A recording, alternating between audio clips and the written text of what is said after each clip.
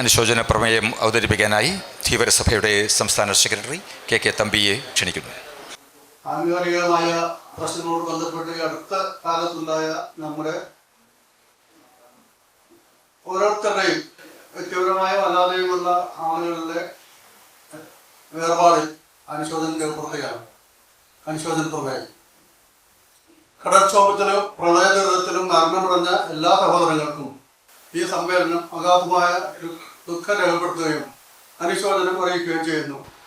അനാഥമായ കുടുംബങ്ങളെ സംരക്ഷിക്കാൻ സർക്കാരിനോടൊപ്പം നിയമവും ഉണ്ടാകുമെന്ന് അറിയിക്കുന്നു. പതാകൻ കെ തമ്പി, അനുവാദൻ പി എൻ സുധീരൻ. ഒരു നിമിഷം മൗനമായി നമുക്ക് പ്രാർത്ഥിക്കാം.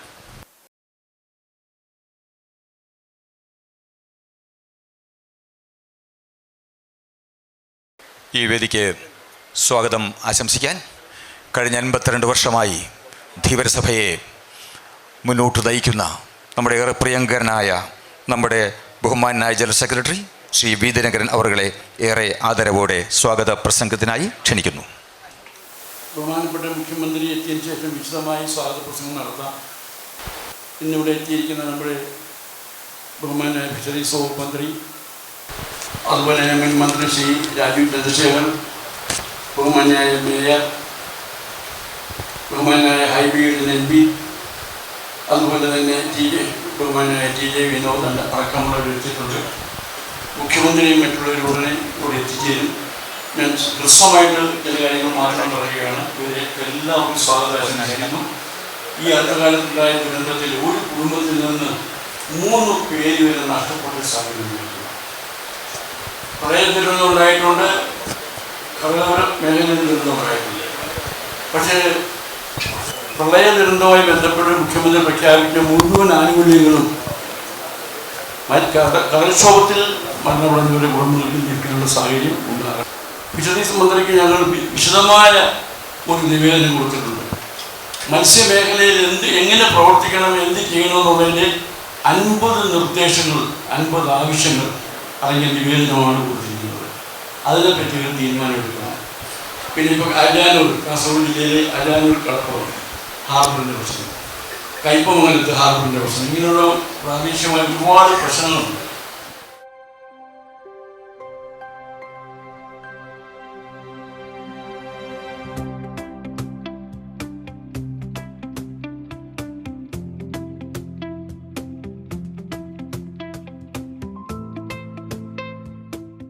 നമ്മുടെ പ്രിയങ്കരനായ ആരാധ്യനായ മുഖ്യമന്ത്രി ഇതാ ഈ വേദിയിലേക്ക് കടന്നു വരികയാണ്. എല്ലാവരും ഒരു ഹർഷാരവത്തോടെ അദ്ദേഹത്തെ നമുക്ക് സ്വീകരിക്കാം. അദ്ദേഹത്തെ നമ്മുടെ സംസ്ഥാന പ്രസിഡന്റ് ബൊക്കെ നൽകി ആദരിച്ചുകൊണ്ട് ഈ വേദിയിലേക്ക് ആദരവോടെ നമ്മൾ ക്ഷണിക്കുകയാണ്. Sir please. ബഹുമാന്യ മുഖ്യമന്ത്രി,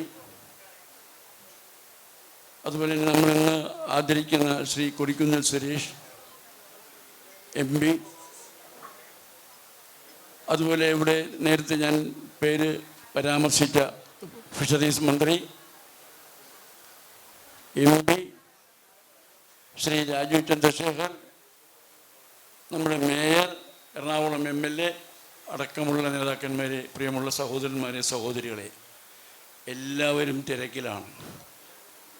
മുഖ്യമന്ത്രി വന്നപ്പോൾ തന്നെ പറഞ്ഞു വേറെ പരിപാടിയുണ്ട്, ഉടനെ പോകണമെന്നൊക്കെ പറഞ്ഞു. ഞങ്ങൾക്ക് പറയാനുള്ളത് ഒന്ന് ശ്രദ്ധയോടുകൂടി സംക്ഷിപ്തമായി പറയുന്നതുകൂടി ഒന്ന് കേൾക്കണം എന്ന് ഈ അവസരത്തിൽ അഭ്യർത്ഥിക്കുകയാണ്. ധീവരസഭയെ സംബന്ധിച്ചിടത്തോളം കഴിഞ്ഞ 10 വർഷം ഞങ്ങളുടെ കഷ്ടകാലമായിരുന്നു. ആ കഷ്ടകാലം ഈ സർക്കാർ വരുമ്പോൾ മാറും എന്നാണ് ഞങ്ങൾ പ്രതീക്ഷിക്കുന്നത്. കഷ്ടകാലത്തിന് കാരണം മറ്റൊന്നുമല്ല, ഞങ്ങളെ സഹായിച്ചവരെ സഹായിച്ചു എന്നുള്ളതിൻ്റെ ഒറ്റ കാരണത്താലാണ് കഴിഞ്ഞ 10 വർഷം ഞങ്ങളെ അവഗണിച്ചത്. അപ്പോൾ അതിൻ്റെ ഉത്തരവാദിത്വം ആർക്കെന്ന് ചോദിച്ചാൽ ഇപ്പോൾ ഭരിക്കുന്ന സംസ്ഥാന ഗവൺമെൻറ് കാരണമാണ് 10 വർഷം മറ്റുള്ളവർ ഞങ്ങളെ അവഗണിച്ചത്. 7 വർഷമായി ഞങ്ങളുടെ വേദിയിൽ ഒരു മുഖ്യമന്ത്രി വന്നിട്ടില്ല. ആദരണീയ ഇന്ത്യൻ പ്രധാനമന്ത്രി ഞങ്ങളുടെ വേദിയിൽ വന്ന് സംസാരിച്ചു. കേരളത്തിലെ മുഖ്യമന്ത്രിയെ കിട്ടിയില്ല.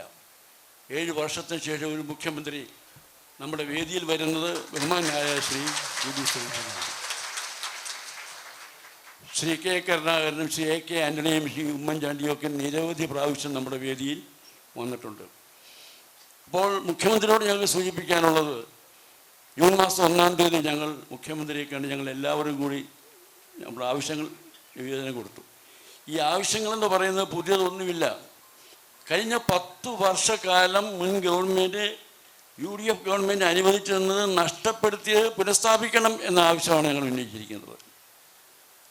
86-ൽ ഞങ്ങളെ പട്ടികജാതിയിൽപ്പെടുത്താൻ ശുപാർശ ചെയ്ത് ബഹുമാനായ ലീഡർ ശ്രീ കെ കരുണാകരൻ്റെ ഗവൺമെൻറ് അതവർ ക്യാൻസൽ ചെയ്തു. ഒരു കോളേജ് അനുവദിച്ചു ഉമ്മൻചാണ്ടി ഗവൺമെൻറ് അത് ക്യാൻസൽ ചെയ്തു.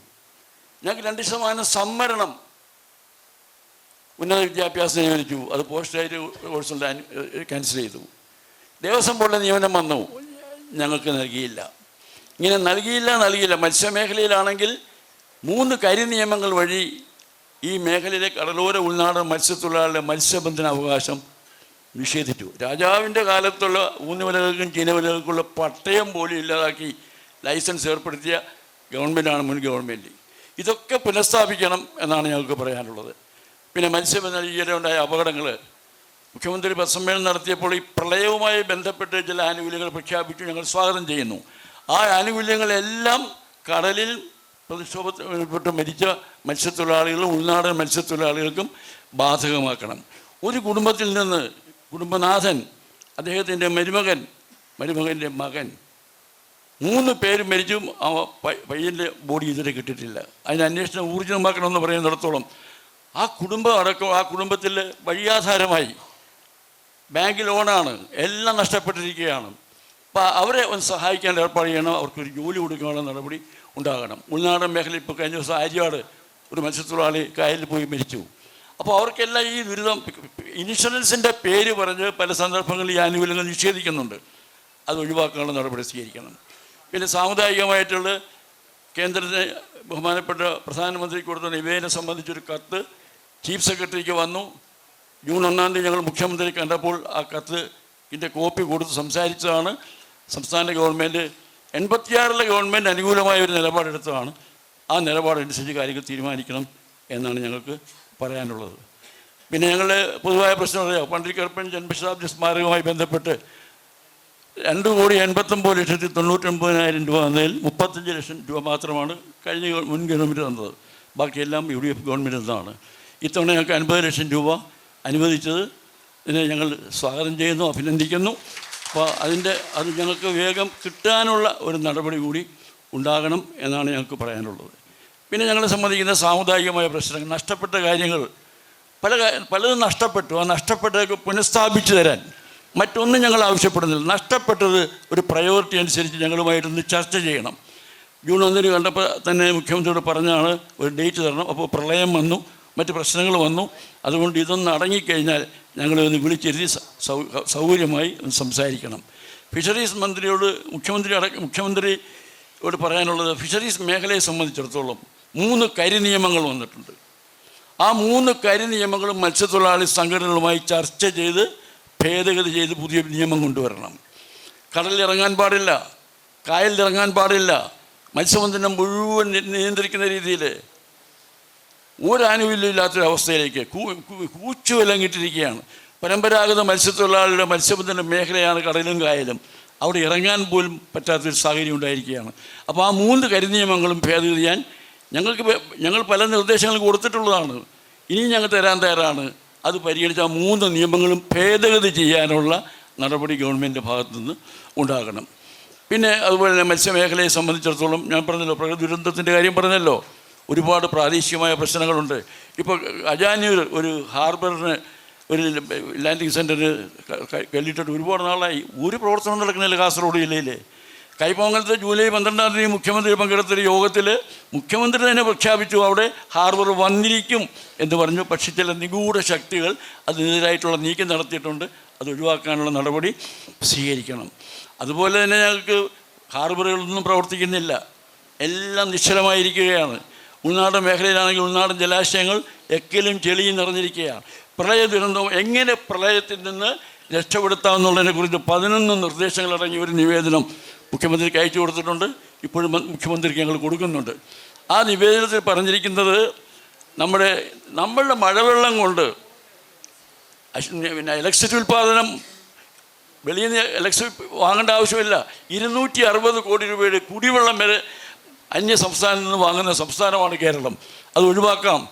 കൃഷി നശിക്കുകയില്ല, വെള്ളപ്പൊക്കം ഉണ്ടാകുകയില്ല, കുട്ടനാട് നശിക്കുകയില്ല, തീരദേശം നശിക്കുകയില്ല. ആ ഒരു 11 നിർദ്ദേശങ്ങൾ ഞങ്ങൾ സമർപ്പിക്കുകയാണ്. അത് ഞങ്ങൾ വർഷങ്ങളായിട്ട് ആവശ്യപ്പെടുകയാണ്. അത് ആവശ്യപ്പെട്ടിരുന്നെങ്കിൽ ഇവിടെ പ്രളയം ഉണ്ടാകത്തില്ല. 81 ഡാമിൽ എക്കലും ചെളിയും നിറഞ്ഞു കിടക്കുകയാണ്. 44 നദികളിൽ എക്കലും ചെളിയും നിറഞ്ഞു കിടക്കുകയാണ്. 6 കായലുകൾ നിറഞ്ഞു കിടക്കുകയാണ്. അതിൻ്റെ കൈവഴികൾ നിറഞ്ഞു കിടക്കുകയാണ്. ഇതൊന്ന് ശുദ്ധീകരിച്ച് കഴിഞ്ഞാൽ ഈ വെള്ളമെല്ലാം ഉൾക്കൊള്ളാൻ സാധിക്കും. പിന്നെ കടലിലേക്ക് ഒഴുക്കി വിടേണ്ട പ്രശ്നം വരുന്നില്ല. കടലിലേക്ക് വെള്ളം പോകത്തില്ല. കടലിൽ നിന്ന് വെള്ളം ഇങ്ങോട്ട് കയറുകയാണ്. ആഗോളതാപനത്തിൻ്റെ ഫലമായിട്ട് സമുദ്രനിരപ്പ് ഉയർന്നിരിക്കുന്നതിനാൽ കടലിലേക്ക് വെള്ളം ഒഴുകുകയില്ല, വെള്ളം ഇങ്ങോട്ട് കയറിക്കൊണ്ടിരിക്കുകയാണ്. ഇതെല്ലാം പരിഗണിച്ചുള്ളൊരു 11 നിർദ്ദേശങ്ങളാണ്. അത് നടപ്പിലാക്കാനുള്ള നടപടി അടിയന്തരമായിട്ട് സ്വീകരിക്കണം. പിന്നെ ഞങ്ങളോട് തികച്ചും അനുഭാവപൂർണ്ണമായ ഒരു സമീപനം. ഇവിടെ ഞങ്ങൾക്ക് MLA ഇല്ല, ഞങ്ങൾക്ക് മന്ത്രിയില്ല. പക്ഷേ ഞങ്ങൾ ചില കാര്യങ്ങളൊക്കെ ഇവിടെ കോർപ്പറേഷനുണ്ട്, ബോർഡുണ്ട്, ഒക്കെയുണ്ട്. ഞങ്ങൾ കൂടി അർഹമായ ഒരു പരിഗണന തരണം. അനർഹമായിട്ടൊന്നും തരണ്ട, പക്ഷെ അർഹമായ ഒരു പരിഗണന ഞങ്ങളോട് കാണിക്കണം. അങ്ങ് മഞ്ചേശ്വരം മുതൽ അങ്ങ് പാറശാല വരെ കടലോര കായലോര മേഖലയിൽ അധിവസിക്കുന്ന ഒരു ജനസമൂഹം ഒരു ജനപ്രതിനിധി ഇല്ലാത്ത ദുരവസ്ഥയിൽ കഴിയുന്ന അവസരത്തിൽ ആ അവസ്ഥ അത് പരിഹരിക്കാൻ ഞങ്ങൾ മുഖ്യമന്ത്രിയെ ഏൽപ്പിക്കുകയാണ്. ഫിഷറീസ് മന്ത്രിയുമായി ബന്ധപ്പെട്ട കാര്യങ്ങൾ പറഞ്ഞ അവസരത്തിൽ പറഞ്ഞു ഞാൻ ഏറ്റു എന്നാണ് പറഞ്ഞത്. ഇപ്പോൾ ഞങ്ങൾ മുഖ്യമന്ത്രിയെ ഏൽപ്പിക്കുകയാണ്. ആ കാര്യങ്ങൾ തീരുമാനം ഉണ്ടാകണം. ഫിഷറീസ് മന്ത്രിയോട് കാര്യങ്ങൾ ഞാൻ സംസാരിച്ചു, വിശദമായി സംസാരിച്ചു. 50 ആവശ്യങ്ങളടങ്ങിയ നിവേദനം കൊടുത്തിട്ടുണ്ട്. ഈ 50 ആവശ്യങ്ങളടങ്ങിയ നിവേദനം ഒന്ന് പരിശോധിച്ചാൽ ഫിഷറീസ് മേഖലയിലെ മുഴുവൻ പ്രശ്നങ്ങൾക്കും പരിഹാരം ഉണ്ടാക്കാൻ സാധിക്കും. കേരളത്തിൽ എങ്ങനെ ഫിഷറീസ് മേഖല നന്നാക്കാമെന്നുള്ളതിനെക്കുറിച്ചുള്ള മുഴുവൻ നിർദ്ദേശങ്ങളും അത് അടങ്ങിയിട്ടുണ്ട്. അപ്പോൾ ഞാൻ പറഞ്ഞ ഹാർബറിൻ്റെ കാര്യം, ദുരന്തം ബാധിച്ച പ്രദേശങ്ങളുണ്ട്, അവരെ സഹായിക്കുന്ന കാര്യത്തിലൊക്കെ വേണ്ട അനുകൂലമായ സാഹചര്യം ഉണ്ടാകണം. ശ്രീ രാജീവ് ചന്ദ്രശേഖരനുണ്ട്. ഞങ്ങൾ സാധാരണ പറയാറുണ്ട്, 2 ഭാര്യമാരുള്ളൊരു കുടുംബത്തിൽ ഭർത്താവിൻ്റെ സ്ത്രീയാണ് ഞങ്ങൾക്ക്. മൂത്തൊരാളുണ്ട്, ഇളയാളുണ്ട്. കേന്ദ്രത്തിൻ്റെ ആനുകൂല്യം ഞങ്ങൾക്ക് കിട്ടണം, സംസ്ഥാനത്തിൻ്റെ ആനുകൂല്യം കിട്ടണം. 2 പേരെയും പിണക്കാൻ പറ്റുമോ? പറ്റുകയില്ല. ഗവൺമെൻറ്റിനോട് ഞങ്ങൾ ആവശ്യപ്പെടുന്നത്. അതുകൊണ്ട് കേന്ദ്രത്തിൻ്റെ സഹായം തരുന്ന കാര്യത്തിൽ പിന്നെ ശ്രീ രാജീവ് ചന്ദ്രശേഖർ മുൻകൈ എടുക്കണമെന്നാണ് ഞങ്ങൾക്ക് പറയാനുള്ളത്. അതിന് ചില കാര്യങ്ങൾ നീക്കിയിട്ടുണ്ട്. അതുകൊണ്ട് അദ്ദേഹത്തെ ഈ സമ്മേളനത്തിലേക്ക് സ്വാഗതം ചെയ്യുന്നു.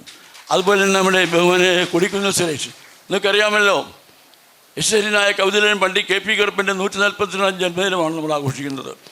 അദ്ദേഹം കൊച്ചി നിയമസഭയിൽ MLC ആയതിൻ്റെ 100ാം വാർഷികമാണ് നമ്മൾ ആഘോഷിക്കുന്നത്. അദ്ദേഹം MLC ആയപ്പോൾ അദ്ദേഹം ഒരു കാര്യം പറഞ്ഞു. രണ്ടാമതും അദ്ദേഹത്തെ നോമിനേറ്റ് ചെയ്തപ്പോൾ അദ്ദേഹം പറഞ്ഞത് എന്താണ് ഞങ്ങളെക്കാൾ താഴെക്കിടയിലുള്ളവരുണ്ട്. അങ്ങനെയാണ് PC ചാഞ്ചനെ MLC ആക്കിയത്. അതിൻ്റെ 100ാം വാർഷികമാണിത്. ആ സമയത്താണ് കേരളത്തിൻ്റെ ഏറ്റവും കൂടുതൽ കാലം പാർലമെൻറ്റ് മെമ്പറായ ശ്രീ കൊടിക്കുന്നിൽ സുരേഷിന് ഞങ്ങൾ പണ്ഡിറ്റ് കറുപ്പൻ സ്മാരക അവാർഡ് കൊടുക്കാനായിട്ടുള്ള തീരുമാനമെടുത്തത്. ഹൈബീഡൻ നമ്മളുടെ എല്ലാ കാര്യങ്ങളും നമ്മളോടൊപ്പം സഹകരിക്കുന്നതാണ്. അപ്പോൾ അദ്ദേഹം നമ്മളുടെ ഒരാളായിട്ട് നമ്മുടെ കൂടെ നിൽക്കുന്ന ഒരാളാണ്. പക്ഷേ ഞങ്ങളുടെ കാര്യങ്ങളിൽ പ്രത്യേകമായി ശ്രദ്ധിക്കണം. കാര്യത്തോട് അടുക്കുമ്പോൾ അകന്നു പോകുന്ന സാഹചര്യം ഉണ്ടാകാൻ പാടില്ല. പിന്നെ നമ്മുടെ ബഹുമാനിയായ മേയർ എല്ലാ കാര്യങ്ങളിലും നമ്മളോട് സഹകരിക്കുന്നുണ്ട്. നമ്മൾ പറയുന്നത് എന്തും ചെയ്യാൻ തയ്യാറാണ്. ആ രീതിയിൽ നിൽക്കുന്ന മേയറെ ഞാൻ സ്വാഗതം ചെയ്യുന്നു. അതുപോലെ ശ്രീ TJ വിനോദ് MLA, അദ്ദേഹമാണെങ്കിൽ നമ്മുടെ ഒരു കുടുംബത്തിലെ അംഗം പോലെ നമ്മളോട് സഹകരിക്കുന്നുണ്ട്. അപ്പോൾ ഈ സഹകരണം ഉണ്ട്. സഹകരണത്തിന് അനുസരണമായിട്ടുള്ള കാര്യങ്ങൾ നടക്കണം എന്നാണ് ഞങ്ങൾക്ക് പറയാനുള്ളത്. പിന്നെ നമ്മുടെ ബഹുമാനായ അധ്യക്ഷൻ, നമ്മൾ നടത്തുന്ന പരിപാടി ഔപചാരികമായി നമ്മുടെ പ്രസിഡന്റ് അധ്യക്ഷനാണ്. അദ്ദേഹത്തെ സ്വാഗതം ചെയ്യുന്നു. പിന്നെ അപ്പോൾ എല്ലാവരും ഞാൻ സ്വാഗതം ചെയ്യുന്നു. നമ്മുടെ നേതാക്കന്മാർ, മുഖ്യമന്ത്രി അടക്കമുള്ള നേതാക്കന്മാരെ പൊന്നാട അണിയിച്ച് ആദരിക്കുന്നതാണ്. മുഖ്യമന്ത്രി നമ്മുടെ ബഹുമാനായ president Shri MV Varijaksha sir shawl അണിയിച്ച് ആദരിക്കുന്നതാണ്.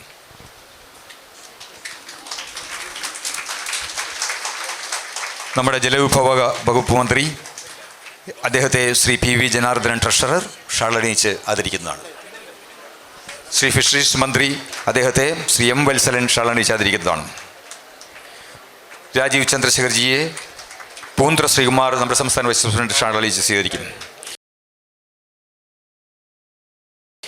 ബഹുമാനായ കൊടിക്കുന്നിൽ സുരേഷ് MP അവറുകളെ P ഗോവിന്ദൻ ഷാൾ അണിയിച്ച് സ്വീകരിക്കുന്നതാണ്. P ഗോവിന്ദൻ ധീവരസഭയുടെ സംസ്ഥാന സെക്രട്ടറിയാണ്. ബഹുമാനായ എറണാകുളം MP ഹൈബി ഈഡനെ ശ്രീ KV സാബു എറണാകുളം ജില്ലാ പ്രസിഡന്റ് ഷാളനീച്ച് ആദരിക്കുന്നതാണ്. മേയറിനെ ബഹുമാനായ ആരാധ്യായ മേയറെ ധീവരസഭയുടെ സംസ്ഥാന വനിതാ വിഭാഗം പ്രസിഡന്റ് ശാന്തി മുരളി ഷാളനീച്ചുകൊണ്ട് ആദരിക്കുന്നു. ശ്രീ TJ വിനോദ് MLA സുനിൽ മടപ്പള്ളി ഷാളനീച്ചുകൊണ്ട് ആദരിക്കുന്നു.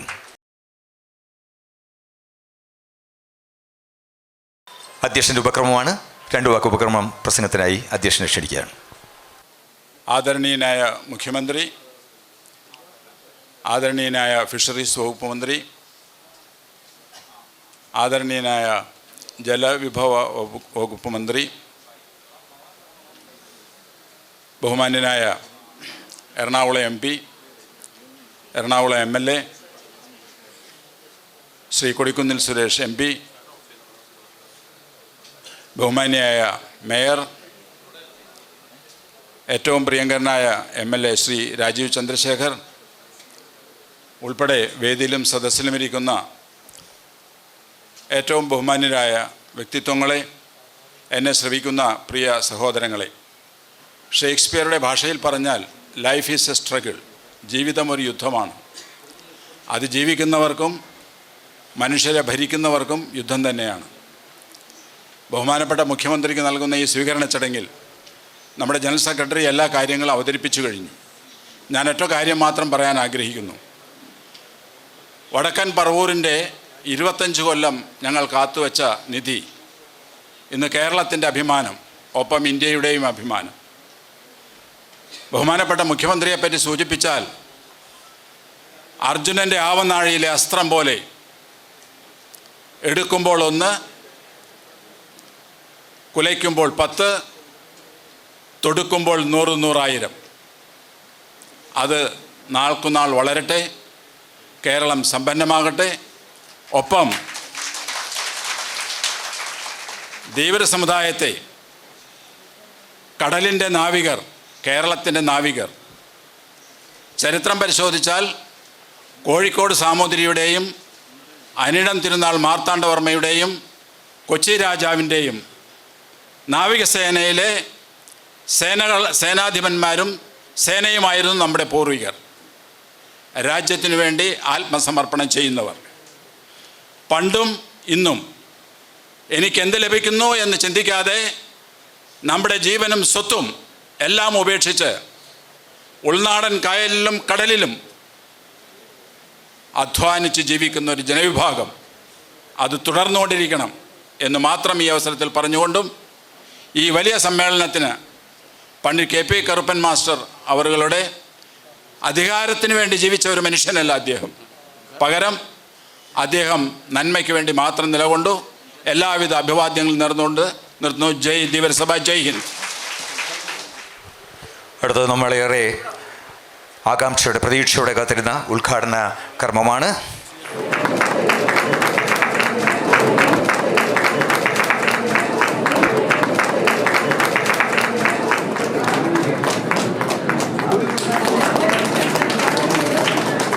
ഏറ്റവും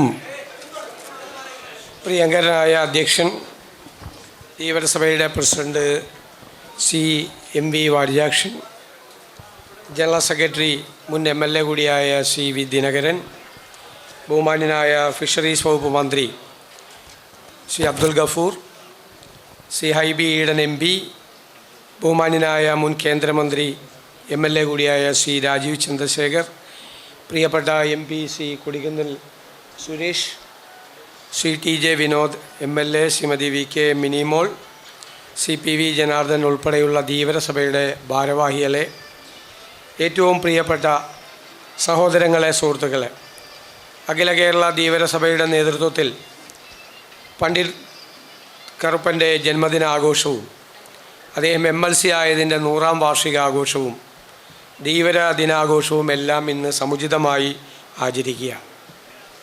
പണ്ഡിറ്റ് കറുപ്പൻ നമ്മുടെ എല്ലാം ഓർമ്മകളിൽ, നമ്മുടെ എല്ലാം മനസ്സുകളിൽ വലിയ ആവേശമാണ്. നമുക്കെല്ലാവർക്കും അറിയാം.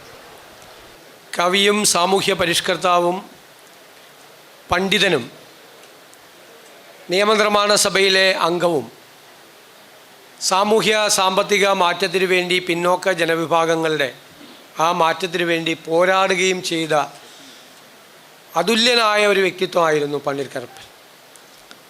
അദ്ദേഹത്തെക്കുറിച്ച് വായിക്കുമ്പോൾ നമുക്ക് അത്ഭുതം തോന്നും. വളരെ ചെറുപ്പത്തിലെ തന്നെ അദ്ദേഹത്തിൻ്റെ കഴിവുകൾ പ്രകടിപ്പിച്ച് തുടങ്ങിയ ഒരാളാണ്.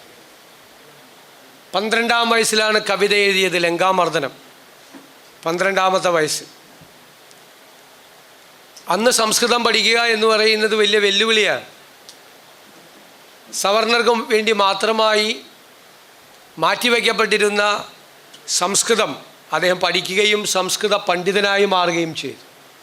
പഠനത്തിനിടയിൽ ഈ ജാതിയുടെ പ്രശ്നങ്ങൾ അദ്ദേഹം അനുഭവിക്കുകയുണ്ടായി. അദ്ദേഹത്തിൻ്റെ അനുഭവത്തിൻ്റെ കൂടി അടിസ്ഥാനത്തിലാണ് അദ്ദേഹം ഈ ജാതി ചൂഷണത്തിനെതിരായിട്ടുള്ള വലിയ പോരാട്ടത്തിന് അദ്ദേഹം ഇറങ്ങി തിരിച്ചത്. അദ്ദേഹത്തിൻ്റെ 19 വയസ്സിൽ എഴുതിയ കവിതയാണ് ജാതി കുമ്മി. അതിൽ ആ സ്വന്തം അനുഭവങ്ങൾ കൂടി പ്രതിഫലിക്കുന്നുണ്ട് ആ കവിത എഴുതിയതിൽ.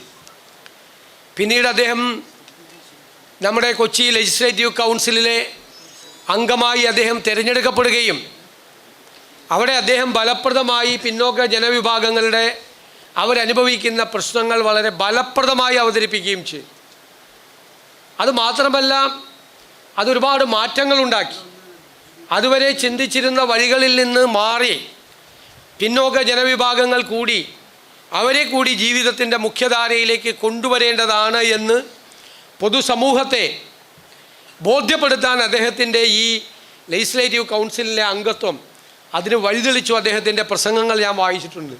ആ കൗൺസിലിലെ അദ്ദേഹത്തിൻ്റെ പ്രസംഗങ്ങൾ അതെല്ലാം ഒരു സമൂഹത്തിൻ്റെ പിന്നോക്കം നിൽക്കുന്ന ജനവിഭാഗങ്ങളെ സാധാരണക്കാരെ പോലെ ജീവിതത്തിൻ്റെ മുഖ്യധാരയിൽ കൊണ്ടുവരുന്നതിന് വേണ്ടി നടത്തിയ ശ്രമങ്ങളാണ്. മാറ്റങ്ങൾ ഉണ്ടാക്കി തുടങ്ങി എന്നതാണ് അദ്ദേഹത്തിൻ്റെ പോരാട്ടത്തിൻ്റെ ഏറ്റവും പരിണതഫലം. മാറ്റങ്ങളുണ്ടായി. ആ മാറ്റങ്ങൾക്ക് വേണ്ടി അദ്ദേഹം എല്ലാ കാലത്തും നിലകൊണ്ടു. ആചാരഭൂഷണം എന്ന് പറയുന്ന അദ്ദേഹത്തിൻ്റെ കവിതയിൽ അന്ധവിശ്വാസങ്ങൾക്കെതിരായി അദ്ദേഹം ആഞ്ഞടിച്ചു. അങ്ങനെ കവിത കൊണ്ടും പ്രഭാഷണം കൊണ്ടും നിയമസഭയിലെ പ്രസംഗങ്ങൾ കൊണ്ടുമെല്ലാം അദ്ദേഹം കേരളത്തിലെ അങ്ങോളം ഇങ്ങോളം നിൽക്കുന്ന പിന്നോക്ക ജനവിഭാഗങ്ങളുടെ മാറ്റത്തിന് വേണ്ടി ശബ്ദമുയർത്തി. വിദ്യാഭ്യാസമാണ് സാമൂഹ്യമായി പിന്നോക്കം നിൽക്കുന്ന ജനവിഭാഗങ്ങളുടെ ഉന്നമനത്തിലുള്ള ഏക ഉപാധി എന്ന് കണ്ടെത്തിയ ആളാണ് പണ്ഡിറ്റ് കറുപ്പൻ സാർ.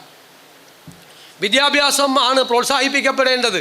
വിദ്യാഭ്യാസത്തിലൂടെ മാത്രമേ പിന്നോക്കം നിൽക്കുന്ന ജനവിഭാഗങ്ങൾക്ക് സാമൂഹ്യവും സാമ്പത്തികവുമായ മാറ്റമുണ്ടാകുകയുള്ളൂ എന്ന് അദ്ദേഹം തിരിച്ചറിഞ്ഞു. അദ്ദേഹത്തിൻ്റെ ഓർമ്മകൾക്ക് മുന്നിൽ ഞാൻ ആദരവുകൾ അർപ്പിക്കുന്നു. അദ്ദേഹം MLC ആയതിൻ്റെ 100-ാം വാർഷികാഘോഷത്തിൽ പങ്കെടുക്കാൻ കഴിഞ്ഞതിലുള്ള സന്തോഷം നിങ്ങളെല്ലാവരുമായി ഞാൻ പങ്കുവയ്ക്കുന്നു. അതൊരു ചരിത്ര മുഹൂർത്തമാണ്. പണ്ഡിറ്റ് കറുപ്പൻ സാർ MLC ആയതിൻ്റെ 100-ാം വാർഷികത്തിൽ പങ്കെടുക്കുക എന്നത് 100 വർഷം മുമ്പാണ് അദ്ദേഹം അതായത്. ആ 100-ാം വാർഷികം നമ്മൾ ആഘോഷിക്കുമ്പോൾ അതിൽ പങ്കെടുക്കുക എന്നത് വേദിയിലിരിക്കുന്ന ഞങ്ങൾക്കും നിങ്ങൾക്കും എല്ലാം വിലപ്പെട്ട ഒരു ചരിത്ര മുഹൂർത്തത്തിന് സാക്ഷിയായി എന്നതിൻ്റെ അർത്ഥമാണ്. ഇവിടെ ജനറൽ സെക്രട്ടറി സൂചിപ്പിച്ചതുപോലെ സമുദായം ഒരുപാട് പിന്നോക്കാവസ്ഥയിൽ നിൽക്കുന്ന ഒരു സമുദായമാണ് യഥാർത്ഥത്തിൽ. ഇവിടെ അദ്ദേഹം തന്നെ സൂചിപ്പിച്ചതുപോലെ ശ്രീ K. കരുണാകരൻ്റെ കാലത്തും ശ്രീ A. K. ആൻ്റണിയുടെ കാലത്തും ശ്രീ ഉമ്മൻചാണ്ടിയുടെ കാലത്തുമെല്ലാം അവർ മുഖ്യമന്ത്രിയായിരുന്ന കാലത്ത് ഈ സമൂഹത്തിന് വേണ്ടിയിട്ടുള്ള ഒരുപാട് കാര്യങ്ങൾ ചെയ്തിട്ടുണ്ട്. ഇനിയും ഒരുപാട് കാര്യങ്ങൾ ചെയ്തു തീർത്തിട്ടുണ്ട്. എനിക്ക് നിങ്ങൾക്ക് പറയാനുള്ള ഉറപ്പ് ശ്രീ K. കരുണാകരൻ തുടങ്ങി വച്ച ശ്രീ ഉമ്മൻചാണ്ടി തുടർന്ന ശ്രീ A. K. ആൻ്റണിയും തുടർന്ന ആ നടപടികൾ ഈ സർക്കാരിൻ്റെ ഭാഗത്തു നിന്നും ഈ സമുദായത്തിൻ്റെ കൂടെ ഉണ്ടാകും എന്ന കാര്യത്തിൽ സംശയം വേണ്ട. നമ്മളിപ്പോൾ പ്രഖ്യാപിച്ചിരിക്കുന്ന പദ്ധതി കേരളത്തെ ഒരു തുറമുഖ നഗരമാക്കി മാറ്റാനുള്ള പദ്ധതിയിൽ ആദ്യം പറഞ്ഞത് തീരപ്രദേശത്ത് ജീവിക്കുന്ന സാധാരണക്കാരുടെ മക്കൾക്ക് അതിൽ 1/3 സംവരണം കൊടുക്കുമെന്നാണ്. അവരെ സാമൂഹ്യമായി ഉയർത്തുന്നതിന് വേണ്ടിയിട്ടുള്ള ഒരു പോരാട്ടം കൂടിയാണത് സാമൂഹ്യമായി. കാരണം മത്സ്യലഭ്യത കുറഞ്ഞുകൊണ്ടിരിക്കുന്നു. കാലാവസ്ഥാ വ്യതിയാനമുണ്ടായിരിക്കുന്നു. ഈ കാലാവസ്ഥാ വ്യതിയാനത്തിൻ്റെ ആദ്യത്തെ ഇരകൾ യഥാർത്ഥത്തിൽ മത്സ്യത്തൊഴിലാളികളാണ്. വലിയ മാറ്റമാണ് അവരുടെ ജീവിതത്തിൽ. അവരുടെ പിന്നോക്കാവസ്ഥ കൂടുകയാണ്. നിങ്ങൾക്കറിയാം 40 രൂപ മണ്ണെണ്ണയ്ക്ക് ഉണ്ടായിരുന്ന കാലത്താണ് ഉമ്മൻചാണ്ടി മന്ത്രിസഭ 25 രൂപ സബ്സിഡി കൊടുത്തത്. 25 രൂപ സബ്സിഡി കൊടുത്തത്. പിന്നീട് അത് 140 വരെയായി ബ്ലാക്കിൽ. അപ്പോഴും ആ 25 രൂപയായിരുന്നു. ഇപ്പോൾ ഈ ഗവൺമെൻറ് വന്ന ഉടൻ 25 രൂപ 50 രൂപയാക്കി വർദ്ധിപ്പിച്ച് ഇനിയും കൂട്ടും, ഒരു സംശയവും വേണ്ട. മണ്ണെണ്ണ ലഭ്യത ഉറപ്പുവരുത്തുന്നതിനുള്ള 75 50 ഉണ്ടായിരുന്നത് 50 പോണ പോക്കിൽ കൊടുത്താണ്. അത് നമ്മൾ 75 ആക്കി, 25 രൂപ കൂടി കൂട്ടി. പോണ പോക്കിലാണ്, അത് നടപ്പാക്കിയില്ല. പോകുമ്പോൾ പറഞ്ഞതാണ് 25 50 ആക്കിയെന്ന്. പക്ഷെ അതൊന്നും ആക്കിയിട്ടൊന്നും ഉണ്ടായില്ല. നമ്മൾ 25 രൂപ 75 50 രൂപ കൂട്ടി, 50 രൂപ കൂടി കൂട്ടി. ഉമ്മൻചാണ്ടിയുടെ കാലത്തുണ്ടായിരുന്ന 25 75 ആക്കി. ഇനിയും കൂട്ടും. മണ്ണെണ്ണയുടെ ലഭ്യത ഉറപ്പുവരുത്താൻ കേന്ദ്ര സർക്കാരുമായി നിരന്തരം ഗവൺമെൻറ് ബന്ധപ്പെട്ടുകൊണ്ടിരിക്കുന്നുണ്ട്. കഴിഞ്ഞ 2 മാസത്തിനിടയിൽ പല പ്രാവശ്യം നമ്മൾ ബന്ധപ്പെട്ടിട്ടുണ്ട്. അതുപോലെ മത്സ്യത്തൊഴിലാളികളെ വളരെ പ്രയാസപ്പെടുത്തുന്ന ഈ പുനർഗേഹം പദ്ധതി കഴിഞ്ഞ മന്ത്രിസഭാ യോഗം അത് പരിഷ്കരിച്ച് നടപ്പിലാക്കാൻ വേണ്ടിയിട്ടുള്ള തീരുമാനം എടുത്തിട്ടുണ്ട്. ഞാനിപ്പോൾ പറയുന്നില്ല, കാരണം അടുത്ത മന്ത്രിസഭാ യോഗമാകുമ്പോഴേക്കും ഫിഷറീസ് മന്ത്രി അത് ഫലപ്രദമായി തയ്യാറാക്കി അത് കൊണ്ടുവരും. നല്ല മാറ്റം പുനർഗേഹം പദ്ധതിക്ക് ഉണ്ടാവും, പുനർഗേഹം പദ്ധതിക്ക്. അതുപോലെ ഈ വിഴിഞ്ഞം തുറമുഖം പോലുള്ള തുറമുഖങ്ങൾ ഉണ്ടാകുമ്പോൾ ഈ വികസനത്തിൻ്റെ ഇരകളുണ്ടാവും. ആ വികസനത്തിൻ്റെ ഇരകളെ പൂർണ്ണമായി സംരക്ഷിക്കാനുള്ള നടപടികൾ തീർച്ചയായിട്ടും സ്വീകരിക്കും. അവരെ ഒന്നും വഴിയാധാരമാക്കില്ല ഈ ഗവൺമെൻറ്, ഒരു സംശയവും വേണ്ട. ഇപ്പോൾ പറഞ്ഞു മത്സ്യത്തൊഴിലാളികൾ കടലിൽ പോയി കഴിഞ്ഞാൽ അവരെ കാണാതായാൽ പിന്നെ അവർക്ക് നഷ്ടപരിഹാരം കൊടുക്കണമെങ്കിൽ 7 വർഷം കാത്തിരിക്കണം എന്നുള്ളൊരു നിയമമുണ്ട്. 7 വർഷം കഴിഞ്ഞാലേ അവർക്ക് നഷ്ടപരിഹാരം കൊടുക്കാൻ പറ്റുള്ളൂ. അതൊക്കെ ഈ സർക്കാർ മാറ്റും, ഒരു സംശയം വേണ്ട.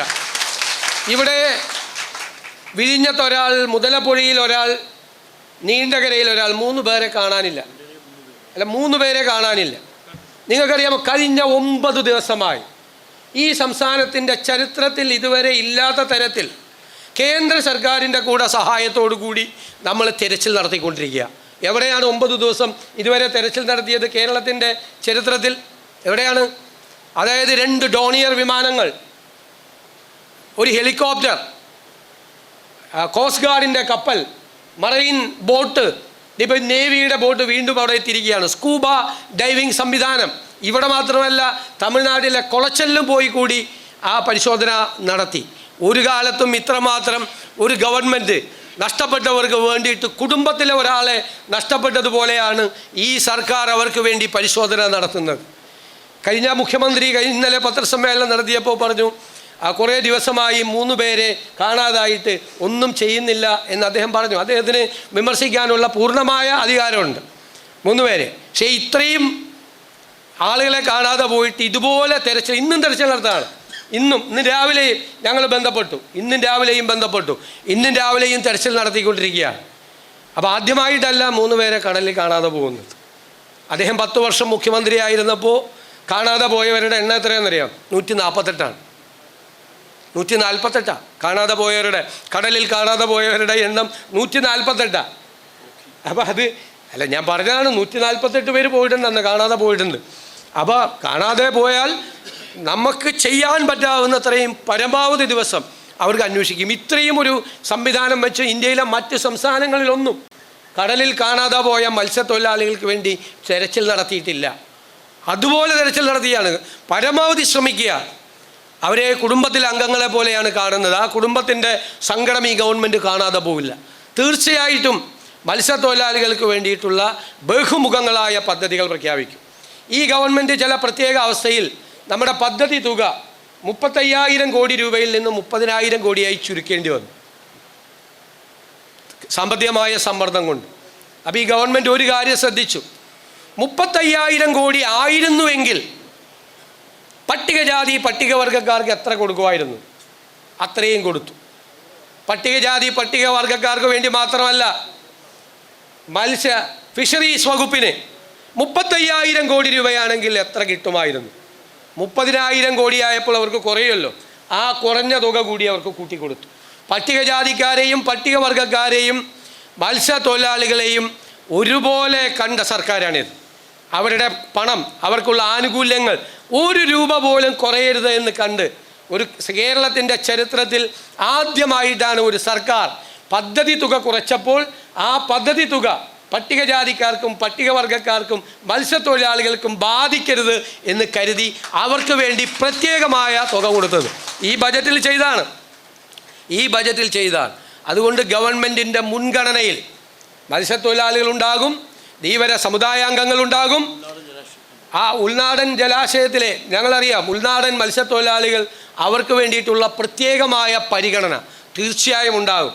അവരുമെല്ലാം ഒരുപാട് പ്രതിസന്ധികളെ അഭിമുഖീകരിക്കുന്നവരാണ്. നമുക്കെല്ലാം നേരിട്ടറിയാവുന്നവരാണ് ഉൾനാടൻ മത്സ്യത്തൊഴിലാളികളെ. തീർച്ചയായും അവരുടെ പ്രശ്നങ്ങൾക്കും പരിഹാരം ഉണ്ടാകും. ഇന്ന് ഇരുന്നേയല്ല നമ്മൾ, മനസ്സിലായില്ല, 2 മാസം 3 മാസം ആയിട്ടില്ല. അതിനിടയിലാണ് ഇത്തരം നിർണായകമായ തീരുമാനങ്ങൾ മത്സ്യത്തൊഴിലാളികൾക്ക് വേണ്ടി എടുത്തത് എന്ന് അഭിമാനത്തോടു കൂടി ഞാൻ പറയുന്നു. തീർച്ചയായും അതിൻ്റെ തുടർച്ചയുണ്ടാകും. കൂടെ ഉണ്ടാകും സർക്കാർ. കേന്ദ്ര സർക്കാരിൽ നിന്ന് കിട്ടാവുന്നത്രയും ആനുകൂല്യങ്ങൾ കൂടി വാങ്ങിച്ചെടുക്കാൻ വേണ്ടിയിട്ടുള്ള ശ്രമം കൂടി ഉണ്ടാവും. അതിനാവശ്യമായ പദ്ധതികൾ സമഗ്രമായി കേന്ദ്രത്തിൽ അവതരിപ്പിച്ച് അത് കേരളത്തിന് വേണ്ടി വാങ്ങിച്ചെടുക്കാൻ വേണ്ടിയിട്ടുള്ള ശ്രമം കൂടി നടത്തും എന്ന് ഉറപ്പ് പറഞ്ഞുകൊണ്ട് ഞാൻ പണ്ഡിറ്റ് കറുപ്പൻ സാറിൻ്റെ ജന്മദിന ആഘോഷവും അദ്ദേഹം MLC ആയതിൻ്റെ 100ാം വാർഷികാഘോഷവും നിങ്ങളുടെ എല്ലാവരുടെയും അനുവാദത്തോടെ ഉദ്ഘാടനം ചെയ്തതായി അറിയിച്ചുകൊണ്ട് എൻ്റെ വാക്കുകൾ ചുരുക്കും. അടുത്തതായി അതുപോലെ ഈ 100ാം വാർഷികത്തിൽ ഇന്ത്യയിൽ ഏറ്റവും കൂടുതൽ വർഷം MP ആയിരിക്കുന്ന നമുക്കെല്ലാം പ്രിയങ്കരനായ ശ്രീ കൊടിക്കുന്നിൽ സുരേഷിനെ ആദരിക്കുന്നുണ്ട്. അതിന് ഞാൻ ധീവരസഭയെ പ്രത്യേകമായി അഭിനന്ദിക്കുന്നു. അക്കാര്യത്തിൽ ശ്രീ കൊടിക്കുന്നിൽ സുരേഷിന് അഭിനന്ദനം അർഹിക്കുന്നു. ഞാൻ അദ്ദേഹത്തെക്കുറിച്ച് പറയാറുള്ളത്, ഇത്രയും കഠിനാധ്വാനിയായിട്ടുള്ള ഒരാളെ ഞാൻ കാണാറില്ല. ഇത്രയും കഠിനാധ്വാനി, തന്നെ ഒരു ദൗത്യം ഏൽപ്പിച്ചാൽ അത് കഠിനാധ്വാനം ചെയ്ത് എത്ര ജോലി ചെയ്യാനും ഒരു മടിയില്ലാത്ത ഒരു പൊതുപ്രവർത്തകൻ, ഒരു MP അദ്ദേഹം ഉണ്ടാവും. അദ്ദേഹം കൂടെ നമ്മളുടെ എല്ലാവരുടെയും കൂടെ ഉണ്ടാവും. ഞങ്ങളുടെ എല്ലാവരുടെയും പിന്തുണയുണ്ടാകും.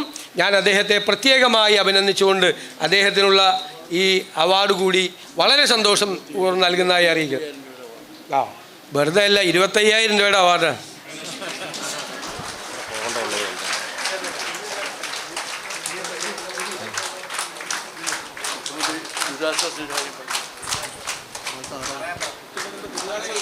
അടുത്തതായി മുഖ്യമന്ത്രിയുടെ ദുരിതാശ്വാസ നിധിയിലേക്ക് പ്രിയങ്കരനായ ജനറൽ സെക്രട്ടറി തുക നൽകുകയാണ്. 1 ലക്ഷം രൂപയുടെ ചെക്കാണ് അദ്ദേഹം കൈമാറിയത്.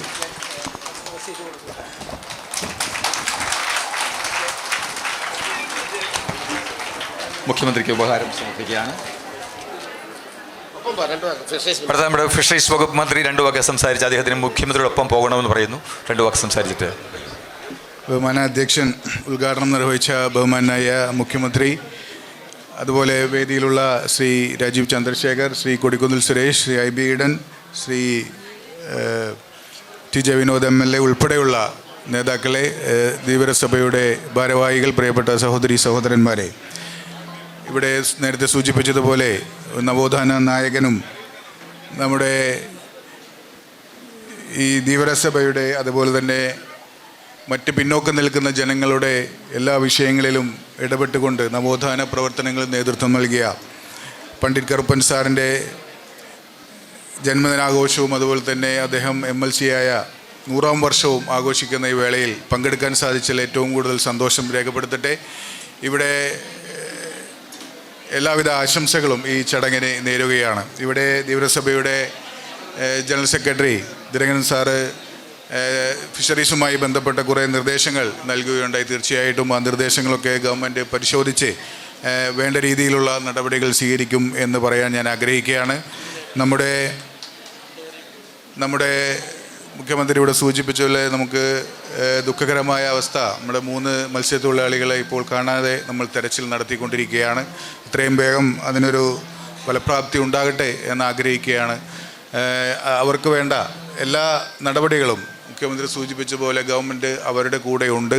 ഗവൺമെൻറ്റിൻ്റെ കുടുംബാംഗത്തിലെ ഒരാൾ നഷ്ടപ്പെട്ടു, ആ രീതിയിൽ തന്നെ ആ കാര്യം കൈകാര്യം ചെയ്യും എന്നുകൂടി സൂചിപ്പിച്ചുകൊണ്ട് ഒരിക്കൽ കൂടി ഈ ചടങ്ങിന് എല്ലാവിധ ആശംസകളും നേർന്നുകൊണ്ട് നിർത്തുന്നു. നന്ദി. ജയ് ഹിന്ദ്.